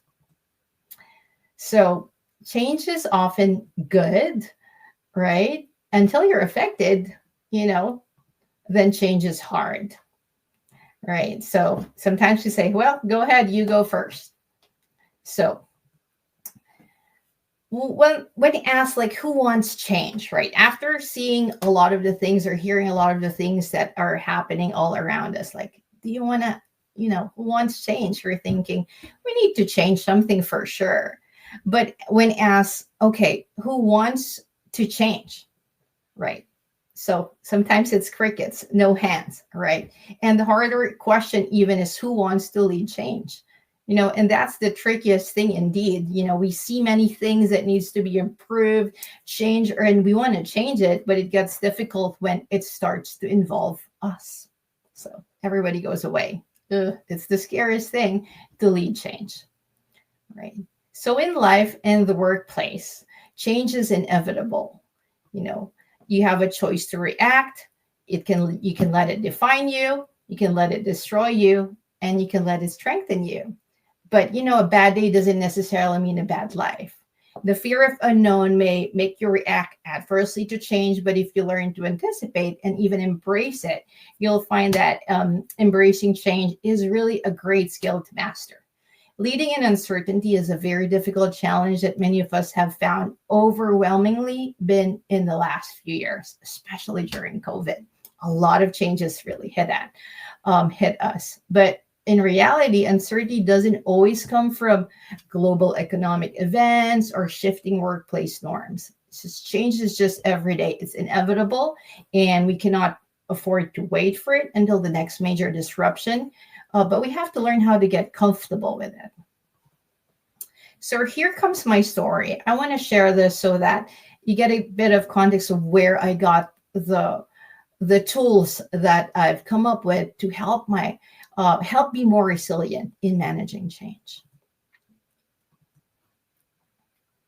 A little bit over here. So if you see here, we've gone through life changes and cultural changes. 80% of my family life has been abroad, right? So going through that, meaning I go through changes in culture. Sometimes it's a shock. I've lived in a place where war broke out, missiles going over our heads, our families there. We've gone through seasons of change without children, now with children, with 2 new friends, new church, leaving family behind, making a new, right? And one of the things that really was impactful to me that I've learned a lot was when I was hit with a lot of changes in a short period of time. And this is the story that I have. So a few years back, it was around 2009, after 35 years, and I've been working for that company, which was based in the Philippines. The company was shutting down. So it was announced. We were about almost 2,000 employees. There was such a news about the big change that was coming. It impacted not only me, but my husband was also working for the same company at Intel at the time. We had a house loan. We had financial commitments. We just moved to a newly improved house. We have 2 children, a daughter who's 7, who just enrolled in a private school that we committed to afford, because we finally knew we knew we could afford it. She was doing well. She was doing gymnastics. Our son was just almost 1. I was finishing my MBA, my master's, and I had a couple of terms left. It was pretty much just 1 or 2. There were commitments that I needed to meet, but the biggest scare was not having a job for both me and my husband for months. On top of that, I was already a section manager, an engineering section manager. I thought I made it since my goal was initially to be a factory manager, and I have raced through the ranks. I've worked so hard to get there and so fast. I was managing a group of engineers and technicians. Initially, we're informed that, you know what, this is all going to end and we have to close. Right. So I thought about my staff. I thought about, they're young. How about me and my starting family? We were asked to stay on, but at the end of the day, definitely a big change was coming. And on top of that, I tried to test the market outside. Being a woman, reality really sunk in. It was a difficult one because it was an economic downturn. The companies have upper hand on who they choose, and the market was saturated. So I faced interviews quite brutal for some, pretty much told me that, well, you're having a young child. We have a better candidate that doesn't have ties, especially the work needed to have much travel. And at times you might be too much, especially that you're a mother and things might get compromised. So that felt really hard, right? Felt like discrimination, felt like people making choices for me. And that was a huge confirmation that people actually make assumptions of what you cannot or cannot do without even asking you if you can make that commitment or not. So definitely this was a learning time for me. And I fought for that. I overcame a lot of these things and escalated and shared, some of the things that I've discovered. But at the end of the day, this was the biggest change that I encountered. So there was a manager that was coming from another site. It was Intel Vietnam. That was a new site that came there and asked, they were not even looking for an engineering manager in that company, which is in a different country, right? But my manager of over 10 years mentioned to this person, if you're looking for an engineering expert and a manager, Nix is one of them. So that was me. So it's like in my 20 years of Intel, I've only given this rating of outstanding twice, and she's one of the two. So she was really proud of me. She was a sponsor. She was a supporter of me. She mentioned that I'll be an awesome employee and you should hire her. So there was no job at the time. There was no position that needed to be filled, but I was endorsed. I was advocated for. I was supported. So I did have an ad hoc interview for a job that didn't exist. I had to use that opportunity, although it was not known what I was going to get into, what position I was going to have. But that leverage of endorsement that my manager gave really gave me a boost. So this is just one key thing, is that sponsorship is key. People that support you, that believe in you, your network is key.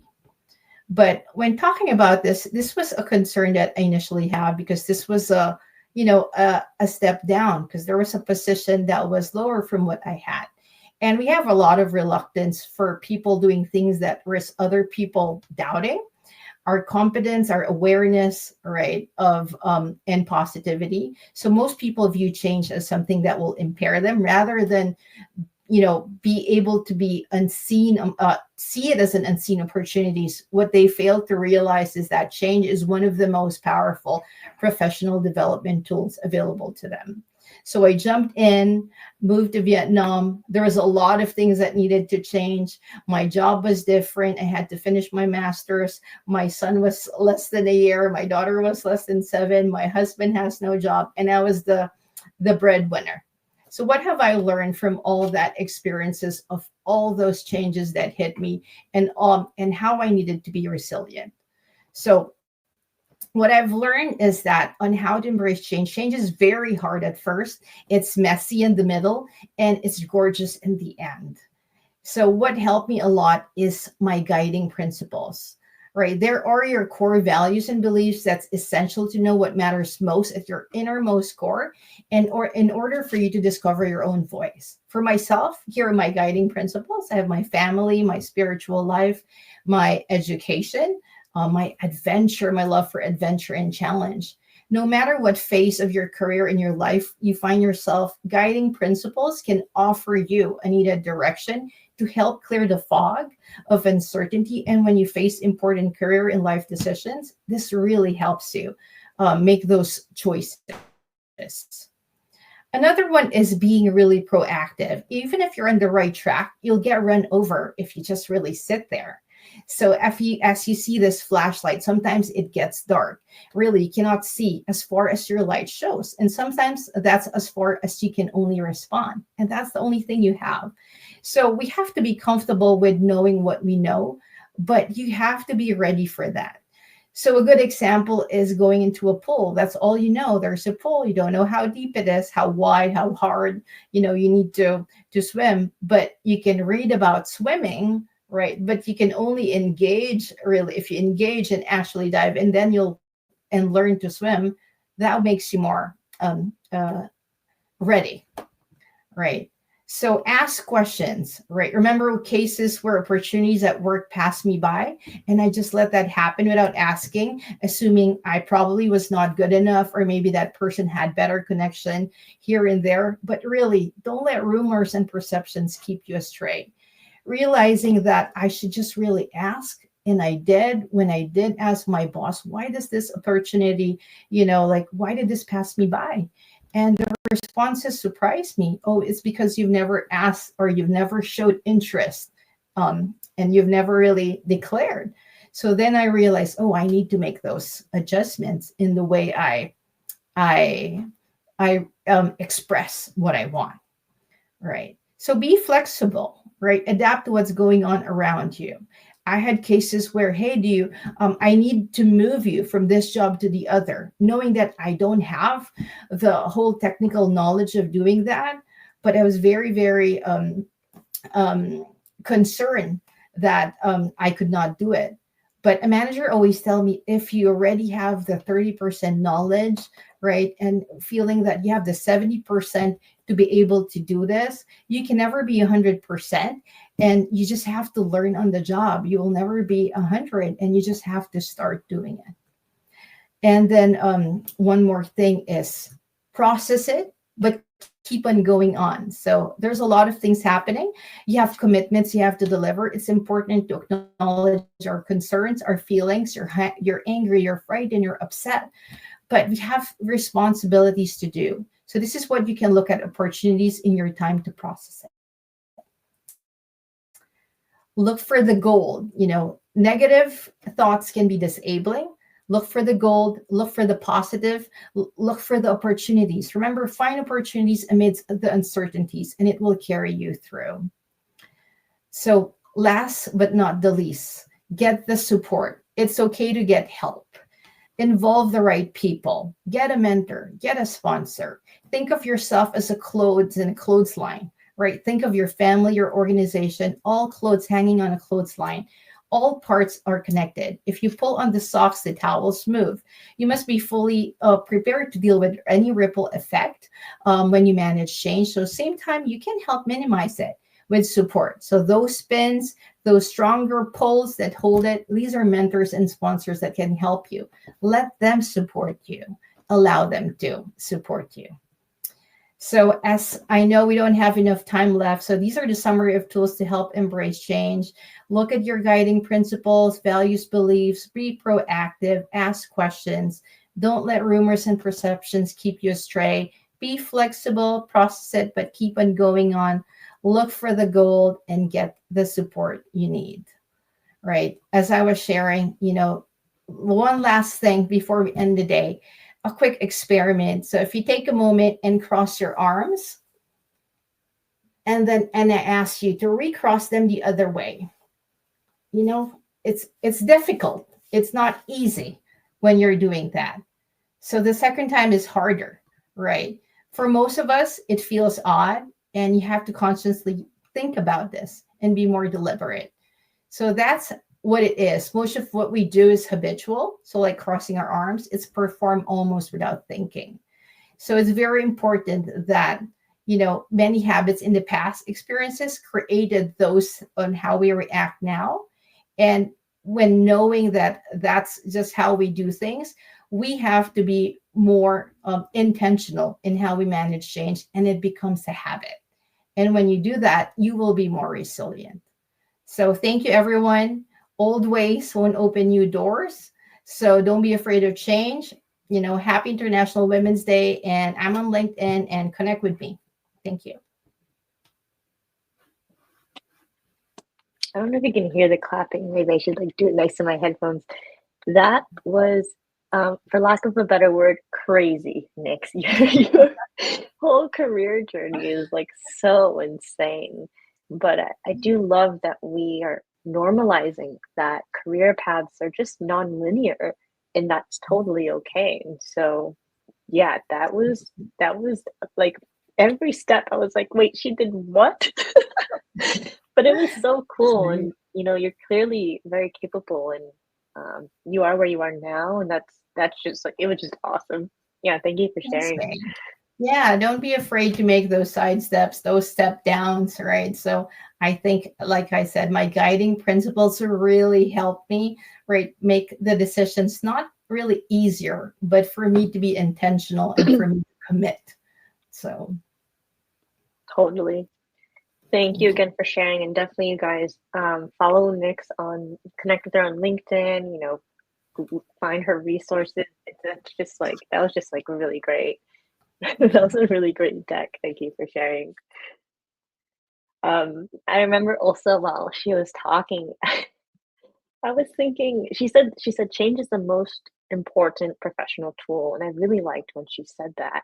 And it also made me reflect and think like, Nyx must be the most chill person you will ever meet, because she's just so capable of like handling change, and she is successful in that because she's had, you know, champions who made her like maybe doubt herself, self-doubts, which is crazy. And I also like, sorry, I just like have so many notes. She also talked about like bodily changes. I just want to say, as women, we just don't recognize that the experience of a woman is so unique, both in our careers, but like in our bodies. In our bodies, so much changes and impacts the way that we show up in the world, and makes our perspectives so much more unique. And so I love that we're having these conversations and putting it out there, and connecting with one another, and sharing our stories. It's just, I'm just always so inspired by this group. And the train is going to keep going. I'm really excited because next up is a familiar face to me, and maybe to you guys too. We have Neha Shrimali. She's a senior design manager at Amazon Prime, and she is going to teach us about the art of storytelling. So here you go, Neha. Thank you, May. Hello, everyone. Uh, I would say I'm feeling very excited and blessed that I'm at this sequence in this series, because the last 2 hours were like really amazing. They were so power packed.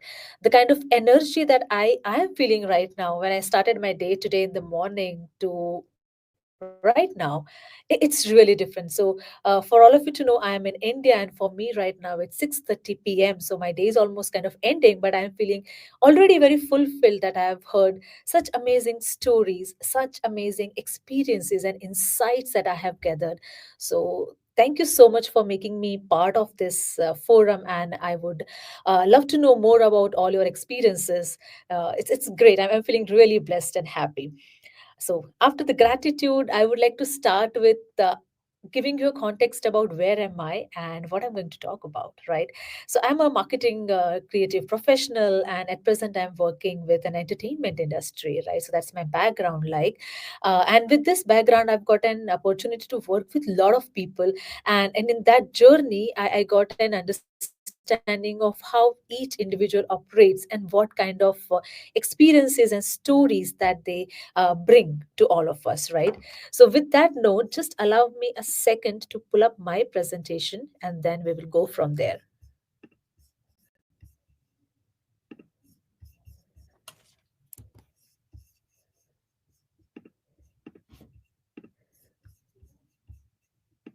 Yes. Okay, so when I'm talking about this presentation, I feel very, I would say, nostalgic, because it is a lot to do with what I have done so far in my career journey, right?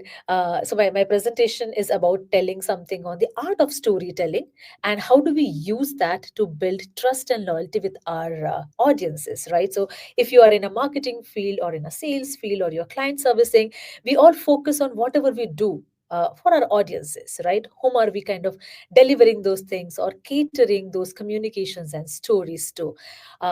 This topic is so close to me, but before I go there, I wanted to focus on something more important and maybe more real, right? Which is about all of us. All of us are so different. And even in this forum, all of us have so different perspectives, such different stories, such different insights and kind of learnings that we have shared with each other. But what I see that is common, that is coming out, is the story, right? The stories that we are telling, that each one of has something which is very personal. which will relate to others. So that is amazing that it's not something that is happening to you. It is something that could have happened to somebody else, or it may happen to somebody else in future. So we are able to share some information with everyone, which might be useful today or maybe useful in future, right? So these stories are so inspiring. I feel so connected with stories because they add life to information. If you make a statement like in a pure structural language format, any language that we speak, it will be just an information. It will be a factual aspect. But the moment we add the story to it, we add information structures, we add emotional patterns, we add experiential sort of overlayer to those, and that makes it more unique and I would say more relatable, right? So going from there, I think this is something that we all know and we associate with. When we start a story, we say once upon a time, something that happened at that point in time. And how do we take it forward, right? So the stories that we would have kind of experienced so far in our lives, it might be a fairy tale that we would have been reading as a child, or things that we have been asked to read by our friends and peers, that hey, this is something that you should be knowing about, this is something good for your career, I think we should be better aware of it, right? So those are the kind of stories that we try to read, or we try to kind of associate where somebody recommends to us. There are things that we ourselves realize that hey, maybe I want to read something that will help me drive my life. It will give me a new direction. So there are things that are self realization based, right? But all of these stories put together, it brings together a sort of an aura. It brings together a sort of an energy that kind of energizes, fuels us, and pushes us to do something different, come out of our comfort zone. Okay, so moving forward with that, and this is something that I sort of associate and I interpret about stories. To me, stories, they kind of help us solidify abstract concepts, right? And sometimes they help us simplify complex messages. And how do they do that? At least from my interpretation, taking a very simple, known, familiar example of a Cinderella story, like the fairy tale, that there is this concept about a pumpkin turning into a carriage. If you just say it in as many words, maybe in an English language or any other language, it doesn't give you the picture of what is actually happening. But when you look at the entire story about the girl, her life, what is happening, what is her aspiration, she wants to go to a party and there is a problem, and the problem is solved by a mere pumpkin turning into a carriage, right? So the story gives the sort of the structure or meat to the concept that we are trying to tell. Taking the another example, and again, it's a very familiar one, we say that slow and steady wins the race. If we are talking about winning, and I think this is something that I've been taking notes from the previous sessions as well, that there is this myth and stereotype that we have about competition being in race, that you have to be fast, you have to always run, right? But yes or no, it may not be the right way, right? If you are slow and you are consistent, you are steady, you are going to win the race. But if that needs to be explained, there is this beautiful simple story about a tortoise and a hare, that how are they competing and what is the perspective or what is the approach each one of them are using to win the race, right? And it came alive to us because of story. So story made it real for anyone who is kind of listening to that concept or reading that concept. Okay, so taking that little ahead, and I am kind of shifting the gears from the sort of the common generic world of stories to marketing stories. Yeah, and today I would like to kind of share two examples about the storytelling framework. One is about a brand, it's called Paperboard, and it's an Indian brand, which will be more familiar maybe in the Indian continent. And the other one is about Airbnb, which I believe all of us must be familiar or might be user of that, right? But both of them are very interesting. And to me, as a person who is related to marketing and creative field, both these brand stories have inspired me a lot. And it's kind of given me that motivation, that every time when you work on a brand, every time when you work for your customers, how real you have to be, right? So these are my favorites. So I'm bringing it here for all of you as well. Starting with Paperboard. The way they kind of talk about their brand value, they say good old goodness. Okay, and they say life is still beautiful. So we always have this nostalgia and this kind of a perception that no, once upon a time earlier in those days we had some great life, there's some great memories, we used to do that, right? So this aspect of nostalgia and that used to, right, that something nice was happening in past, this brand made an effort to bring it back to present. And they're selling juices. It's simple. They have a product, they have to sell something, right? But it's not just the juice. The story, the memory that is associated with that particular ingredient is something that is their core value. And that's how they are connecting with their audiences. So they're calling themselves paperboard. So as kids, all of us would have maybe made a paperboard during rainy season. If that is kind of happening in your region, you might have used a paperboard, right? And that paperboard is an association to your childhood. As a child, what have you kind of experienced, and what all memories, what kind of people you have met, what kind of learnings you have had. It kind of builds on that entire nostalgia story format. And how they kind of further communicate in their ads or campaigns, they use illustrations, they use very relatable characters, that we would have seen this one person like a cart seller who will give you a coconut water, and that's the kind of coconut water, fresh coconut water, this brand is bringing here, right? So the story association has kind of added value to the experience that we are getting with the product. And that's where I get more excited, right? Because when you talk about experiences, they will not be a sort of they will not be relatable unless you have something that is a connect with your own life, some like a small dotted line connect with your life, right? So this is a beautiful story about paperboat, and I feel that the stories have helped the brand and have also helped the users or the audiences to kind of go back to their memory lane and just be happy about it, right? So the ROI, the return of investment here is also happiness, that you are able to think about those good old days. I'm going to this other brand, right? Very interesting. Before Airbnb came into picture, I think the idea of staying in a stranger's house when you're on a vacation, can we do that? It was something which was not very familiar, right? Before they made it such a simple, accessible option to be done. Or the other way around, letting strangers stay in your house. You have built in your space, you have your own material, everything like your setup, your furniture, your everything that is there in the house, and then you are letting somebody that you don't know come in and then stay over there, right? This is a complex message, but the way this brand has kind of simplified it, it's beautiful. And they have also kind of taken the framework of storytelling. They have taken storytelling as their foundation, their base, to communicate that to the users and the host, people who are going to stay and people are going to host the people in their house, right? It's a lot of human interaction that has been built by this brand. So they've done a beautiful job at it, and some communications that they have put out, this is what they're saying, right? They're making it very simple, they're making it very accessible, they're making it very relatable. And the brand, if they just say that, okay, there is a place, there is an amazing place in Paris to stay and it has all the amenities, you will enjoy your stay, it may or may not excite the person who is planning to go there. But if the experience is about, we will work it out for you, right?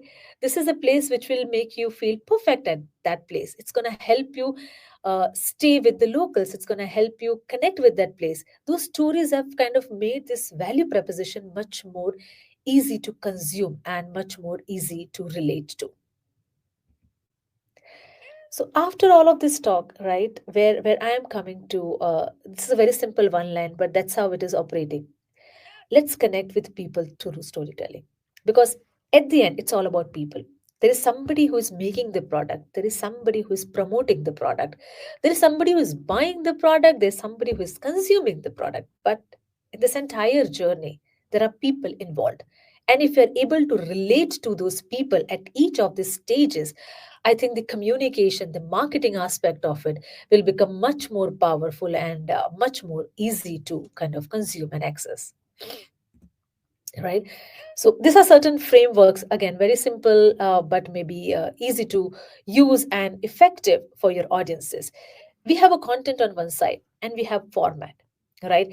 Any format can be used. So it can be used as a print ad. If you're talking about the marketing communication, it can be a digital ad, it could be a video, it could be a communication that goes through our phones on WhatsApp. So there are different format. And if you're talking about the styles of it, it could be, say, a simple people interaction kind of a video if you're talking about, or people on a print ad image, or there are illustrations, or there are no people and only product. So there are different formats and styles that we can use. But how that comes together, it's a narration. What is that key thought that you are kind of bringing in the center, which helps your content connect with your format? Otherwise, it will just become like a very mechanical sort of and thing that, hey, I have a message to share. There are five formats available, which I have to match, and then I will just put it out for the audiences. Right? When you narrate it and when you understand your audience, that's where your format or the style becomes relevant for your content. Moving ahead, right?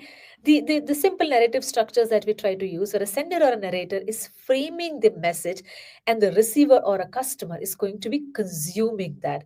And when both of that come together, that's where we are able to build in the overall narrative structure. I'll be moving a little fast with this slide in interest of time. And now the slide that we looked at, right? There are two sides of it. There is a narrator's view and then there is a consumer's view or the audience's view. What the narrator has to keep in mind while they're formulating or building the stories. First, they have to know the audience. Who is going to consume that? Define the core message. So, if you're talking about what Airbnb is doing, the core message is that feel at home, right? Wherever you go, wherever you are in the world, you feel at home. So, you have to have that core message handy with you. And then you decide what kind of story you are going to tell. How are you going to add experiences? How are you going to build on that? And you are going to communicate to your audience. On the other side, the receiver's point of view, what they are worried about. What is this about? Whatever story that we're telling, the first question will be why, what is this about? And then the another and very natural progression to the question is, what is my benefit? Whatever great things that you are selling, whatever things that you are kind of communicating, what is the benefit that is there for me?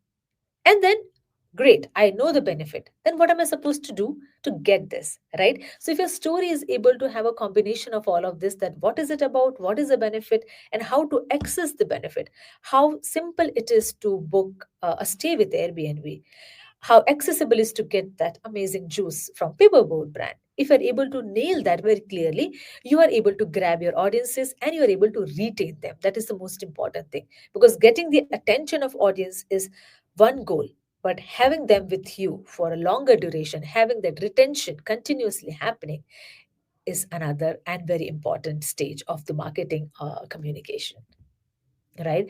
Going forward, and again, I want to be slightly mindful of the time here. Yes. Okay. How is work, right? So narrative structures, they help simplify complex ideas and actions. They make information more digestible, and they deliver more engaging experiences for the audiences, and they can positively impact how user interact with any brand or product. Right, because you're going to consume it. That is more like a very obvious factual interaction that you have with a product or a service or a brand. But if it positively impacts you, that's the kind of happiness ROI that I see that is coming from storytelling used in marketing, right?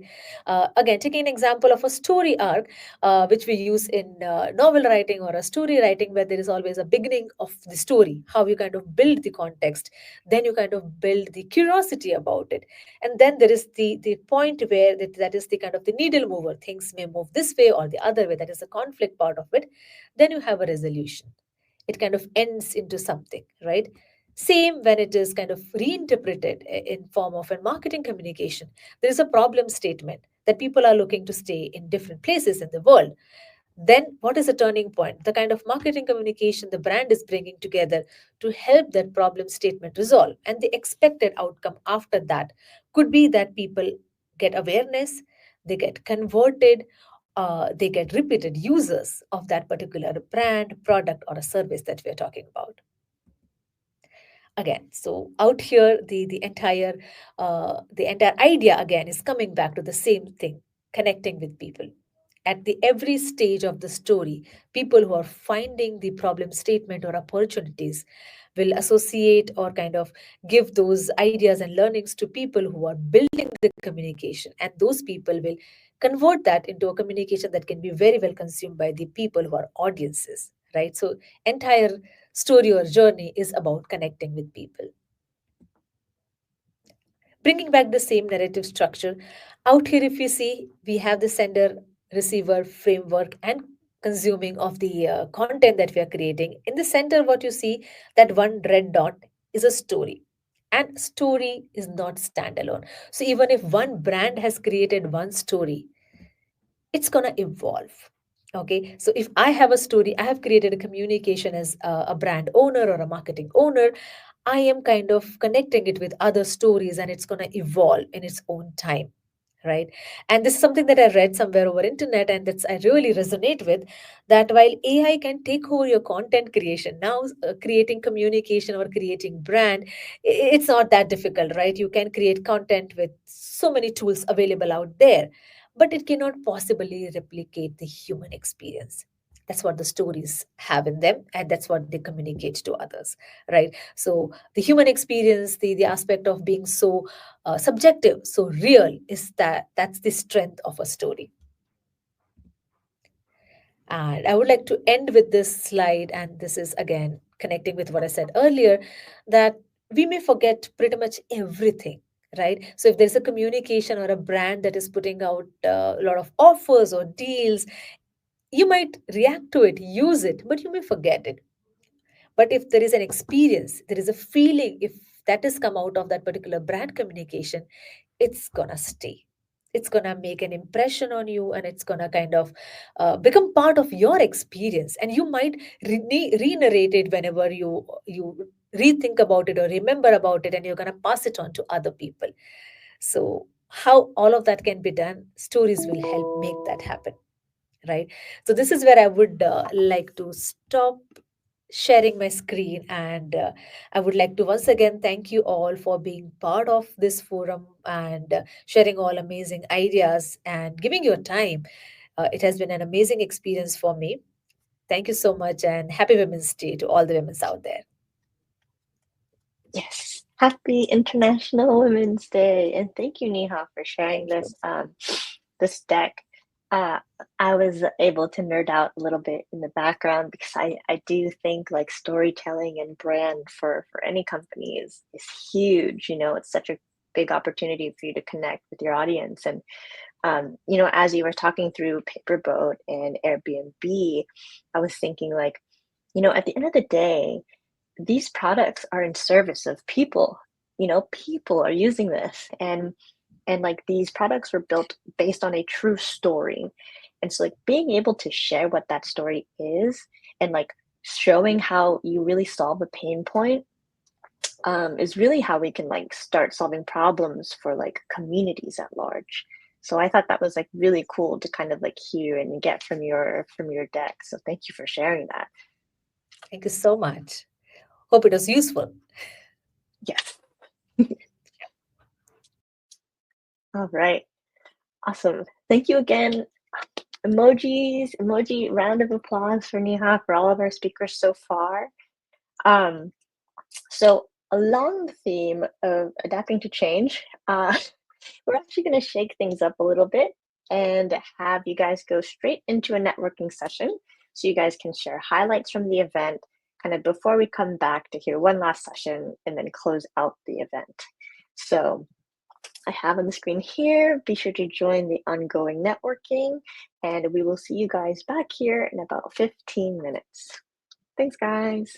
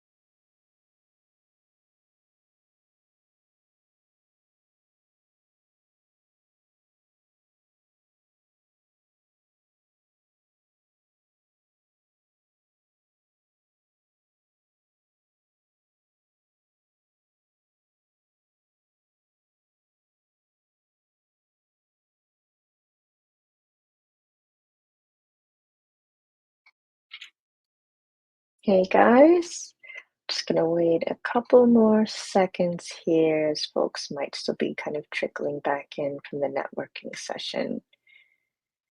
But for those of you who are back, welcome. And thanks to all of you who have stuck around this long. I know it's been a long session, but it goes kind of fast when you're just like learning every minute of the session. So it's been really cool. I also just want to apologize about the technical difficulties with like seeing the presentations. As mentioned in the comments, this session is recorded, so we're hoping that you'll be able to see the slides from there. What I think could be fun, and we're going to test this out, is I would love to see in the comments if folks want to post who they met with for the networking session. And then if you feel so inclined, maybe a fun fact. Just kind of nice to see, who's meeting who. Maybe we can give some shout outs to people we've met in the previous networking session. Yeah, just like love seeing people connect. And if you want to shout out who you saw or who you met with, that would be lovely. Wait a couple of seconds here and see if anyone wants to just give a promo.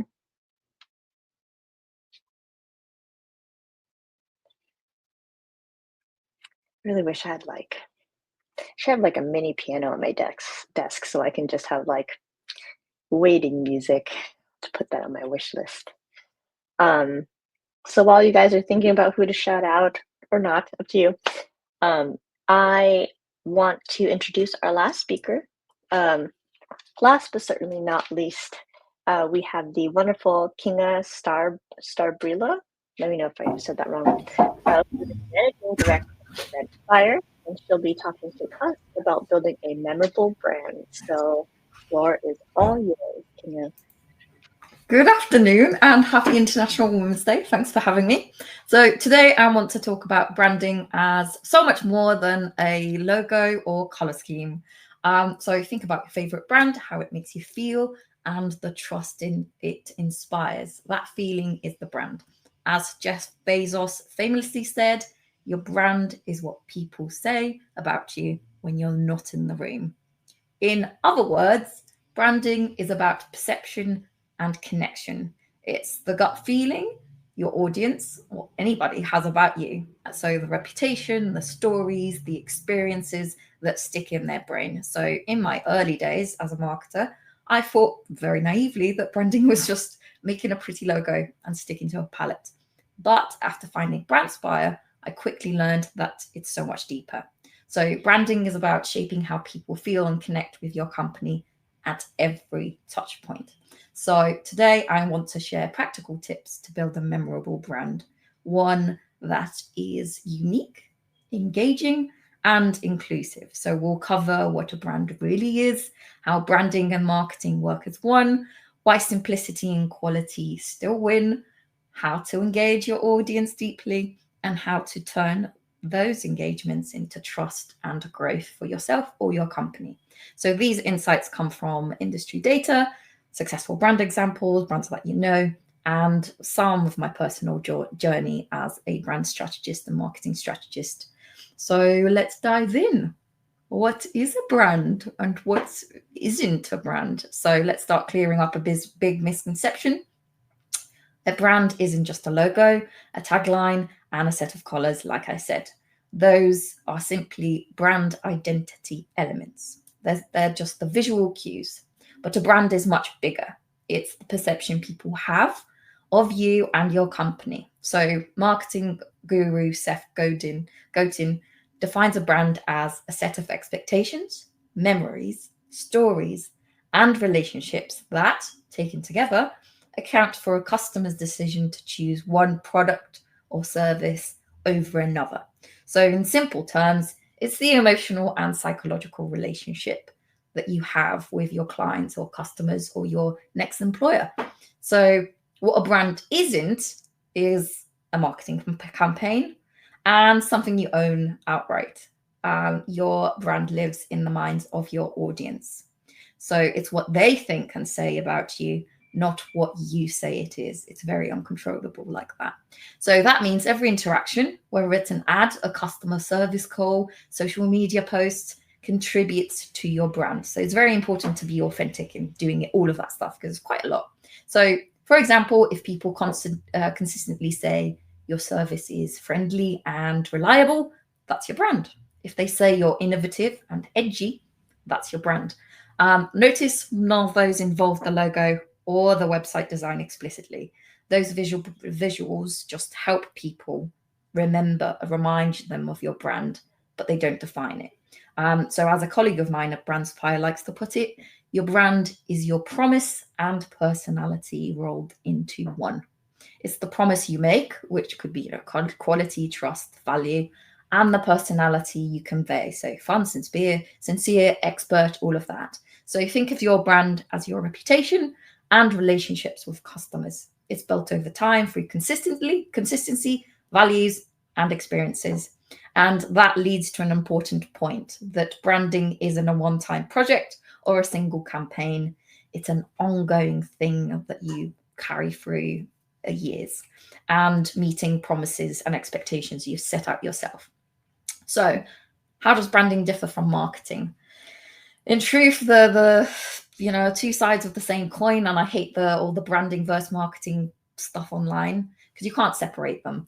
Branding is who you are and what you stand for, and marketing is how you tell that story and get it out into the world. So they must work together in harmony. So think of branding as the strategic foundation, your mission, values, vision, the emotional connection you want to make.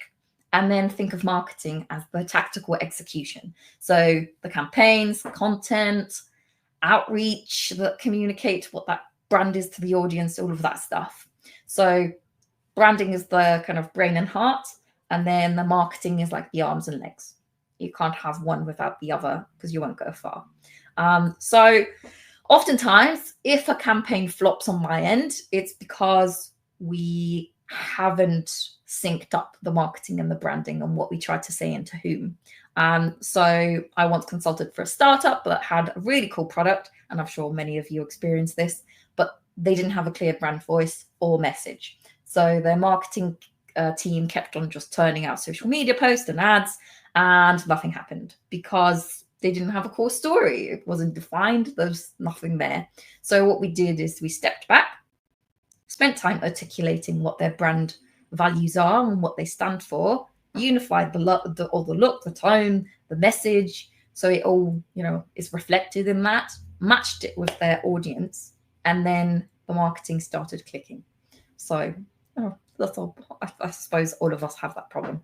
But then since then, their engagement rose because their audience could see a personality and a promise in everything that company did. So data backs this up. So presenting a brand consistently across all platforms can increase revenue by up to 33%. Why? Because when your brand and marketing speak with one voice, people recognize it and trust you more easily. So it takes around 5 to 7 impressions on average for someone to remember a brand. That is quite a lot of interaction. If those impressions, say a website visit, an Instagram post, a conference booth, all tell a united story, you'll reach that recognition faster and with greater impact than if they're misaligned and they're slightly different.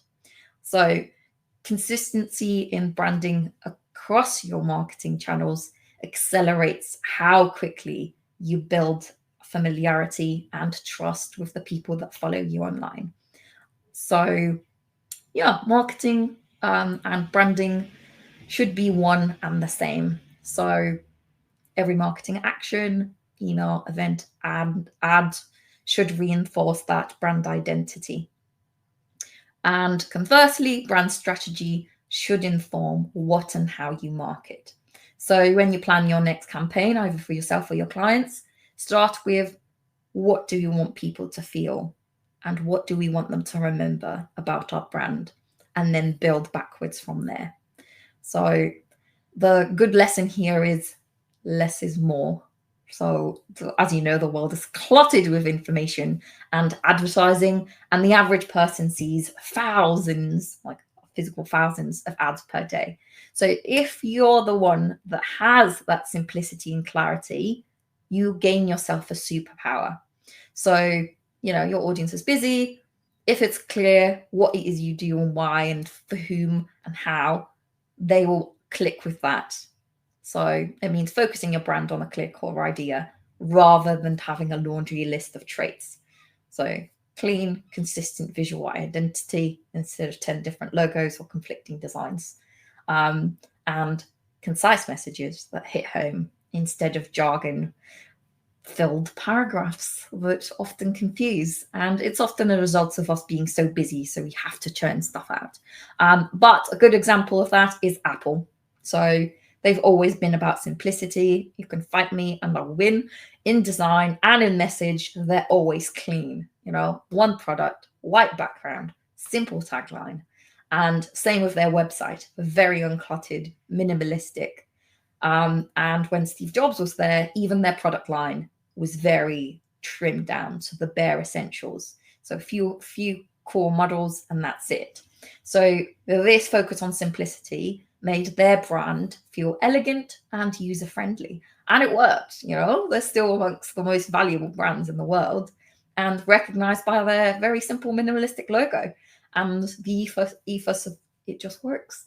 Another example, In-N-Out Burger, for if anyone is a foodie out there, they have essentially kept the same simple menu for decades.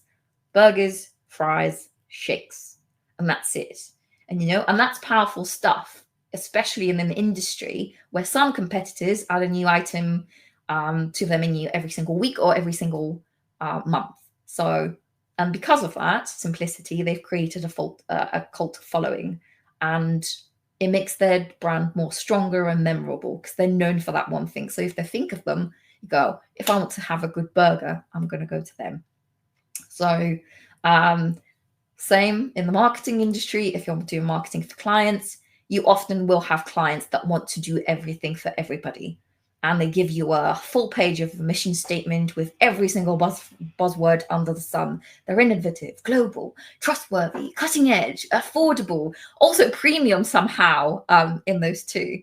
And you end up with like a whole page of contradictory and confusing text.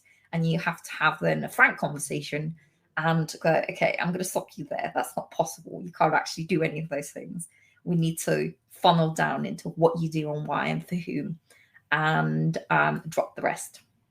So obviously it feels scary to let go of all of those beautiful words sometimes, but for the sake of being more effective, you should aim for the less is more, So ask yourself, what is the one thing you want to be known for? And then build around that.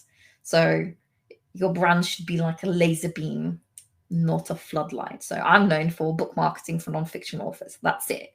I obviously do more work than that, but everybody knows me as the book marketing girl. They come to me if they're launching a business book and they need help and they want to become best-selling authors or whatever. So yeah, you need to do that for yourself as well. And in doing so, don't be afraid of white space, short messages, and even silence when it's appropriate. Sometimes a pause or a clean layout speaks louder than a cluttered one. So in branding, clarity beats cleverness every single time. If being clever means being convoluted. So trim the excess, because a memorable brand has a few moving parts. It's a straightforward message. Less is better. So yeah, don't fall for the more. Every new strategy that comes out, that's not how you win. It seems kind of counterintuitive, but quality beats quantity every single time, especially when it comes to content and social engagement, because there's so much out there. So yeah. And here's a staggering fact. There are so many pieces of content posted online every 60 seconds.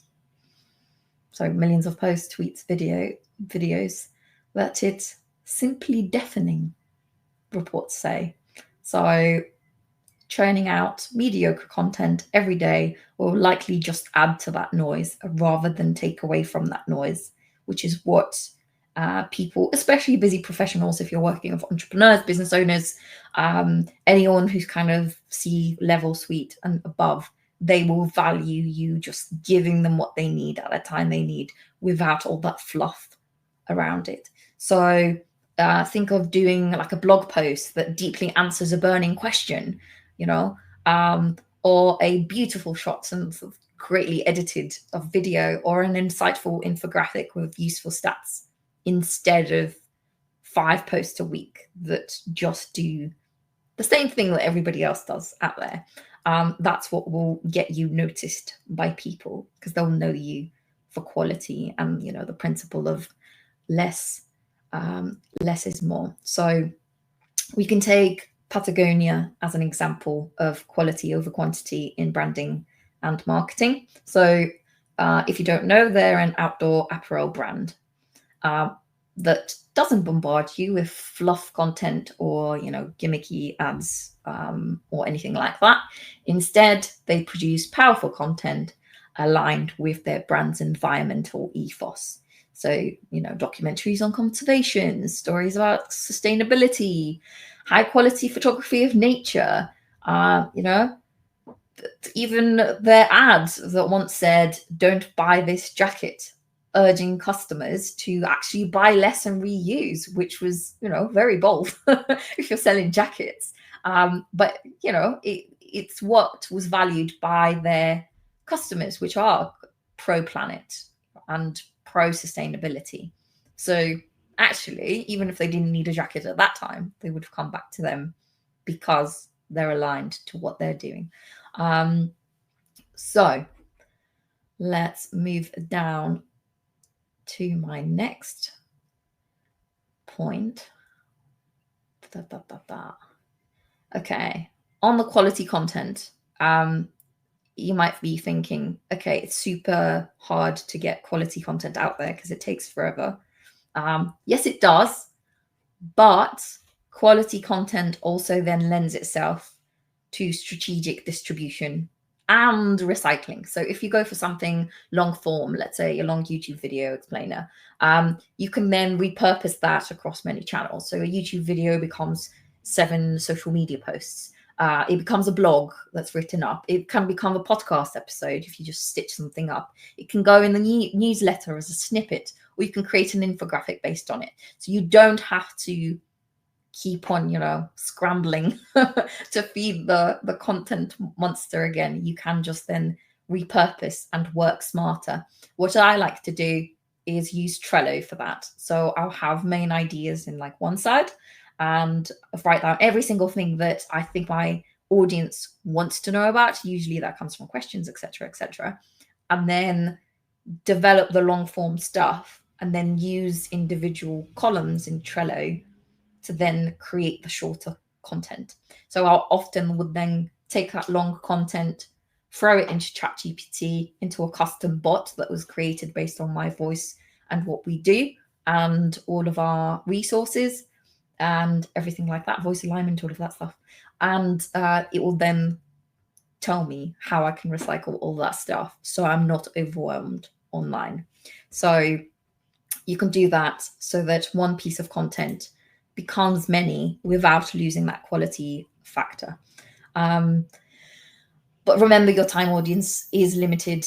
So if you give them one great article a week rather than 7 mediocre ones, it will do you well. So yeah, and you definitely heard about storytelling today, and I won't repeat what was said by the previous speaker, but will enforce this. Storytelling plays a huge part in branding. And why is that? Well, it's because stories create emotional connections, and humans from the longest of time have been wired to remember stories more than facts or features or statistics, all of that stuff. So when we talk about storytelling and branding, it means sharing narratives that highlight your brand values, your mission, or the impact you have on your customers' lives, and also what it is that makes you special, you know? So it could be your founding story, or why you do what you do, how you do those things. So think of what makes you you, and then tell people stories of what makes you human so they can relate to you on that human level, and in turn choose you over somebody else. Because often there's so many businesses out there, and most of them are very similar. They run on same principles, do the same stuff.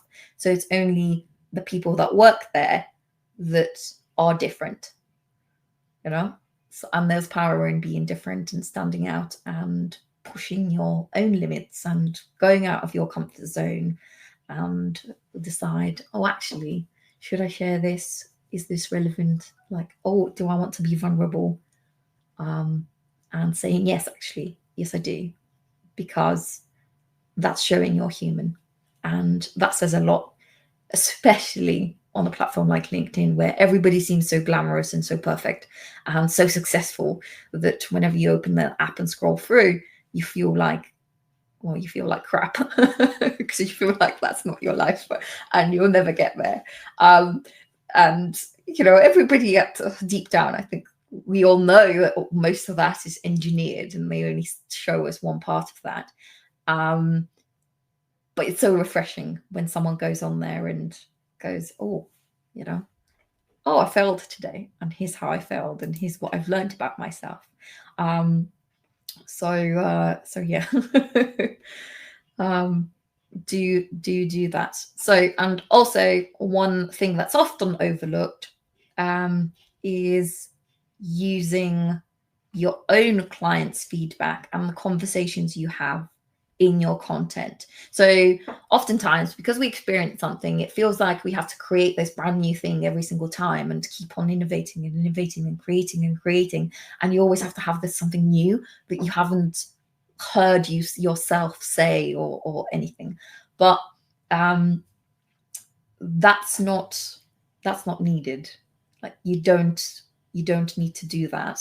You can almost always, you know, saying the same thing 20 times and it will still be relevant to somebody. Because if we actually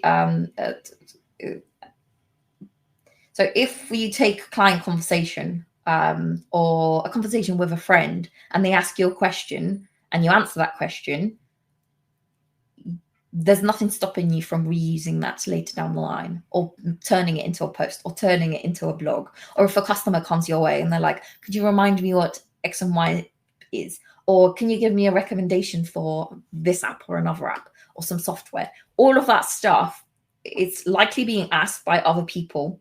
So just because it feels old to you doesn't mean it's not good for someone else. Because we always overassume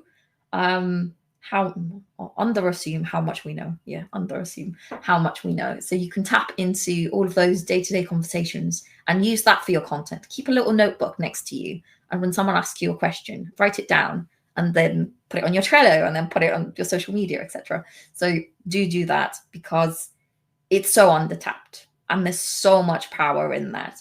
Most of my best performing articles online and on LinkedIn that led to client work have been based on a simple conversation I had with someone else 3 days before, or, you know, on the same day or wherever. So do that as well. So yeah, less is more. Be authentic. Think about people's feelings and how you want to make them feel. Recycle and use your day-to-day life to inspire you and create content for other people. And if you do that consistently over time and you stay true to yourself and you're bold and you say, you know, I'm scared, but I'm going to do it anyway, you will create a great brand for yourself or get that new job or whatever. So yes, and, you know, us women feel so undeserving of any attention, that we often wait for someone's permission to do those basic things. But you don't need anyone's permission because you're already perfect the way you are, and you don't need someone else to tell you that you can go ahead and be an absolute, boss bitch. Sorry for using bad words. Because at the end of the day, the people that pay us to do their marketing or their branding, like deep down, they're paying us for us to say, you're good enough to do that. You're good enough to start a podcast. You're good enough to apply for as a TEDx speaker. And, on the other side of that screen, there's a little me going, they've got a really good message. Let's go. Woo! Be the biggest cheerleader in the room. And if everybody had that level of confidence as we have in other people, we wouldn't need so many organizations and conferences that go, oh yeah, you could do it. As great as it is to connect with people. So yeah, have that belief in yourself and get on with it. Thank you. Thank you, Kinga. There was I took copious notes, but this was awesome. I definitely learned enough for like a whole hour. Oh my god, yeah. It's enough for a whole career, for a whole job, Thank you. Okay. Well, I know we only have 5 minutes left of the event, so thank you again, Kinga. Wow, really good talk though. Brand is so complex, you guys. Definitely talk to Kinga or connect with her on LinkedIn to learn more about how you can really maximize your story and connect with people and totally be true to yourself, because I totally agree. I think when we show up as ourselves and take up that space and create a brand that people connect with, you can really go far. But that is it for today's session. Thank you all so much for being here and for sharing your time, your energy, your thoughts, your comments. I want to thank the WID Network team for putting this all together. I want to thank all the speakers who came up and shared their stories. And I also want to thank our sponsors who helped make sure that this event happened. So one of our sponsors was Value Agency based in Greece, and they offer full and innovative services in digital advertising and marketing. So check them out if that's something you or your company feel like you need. Some things coming up for the WID Network community. If you want to continue staying involved and meeting other women, we have our annual meeting happening on June 26th. So they're going to be, or we'll be exploring the hedgehog concept. Sounds very fascinating, which is a powerful approach in aligning your strengths, purpose, and impact. So we have tickets on the website for that. Be sure to check that out. And if you love what you saw or learned today, and you think folks in your network or your company would want to join in or become a member, definitely check out our website. It's widnetwork.com/corporate membership. And we have a bunch of different tiers for you to figure out how you can continue being a part of this community and giving back, and just a bunch of awesome stuff. So before we sign off, I do want to end with one of my favorite poems, which I'll see if I can do a quick share here before we close out. I should have prepared this before I didn't. Okay. Boop, boop, boop, boop, boop, share. Okay, before we sign off, I wanted to end with one of my favorite poems by Maya, and it says, "I hope when you come home to yourself, there are flowers lining the front porch that were left from all the women you were before." We talked about change, we talked about productivity, we talked about, life strategies, and as women, we will change over time, but each change is beautiful and powerful, and I can't wait personally to come home to myself. And so I wish that for all of you on this lovely International Women's Day. Thank you all again for coming, and I hope to see you all at the next event. So thanks, guys.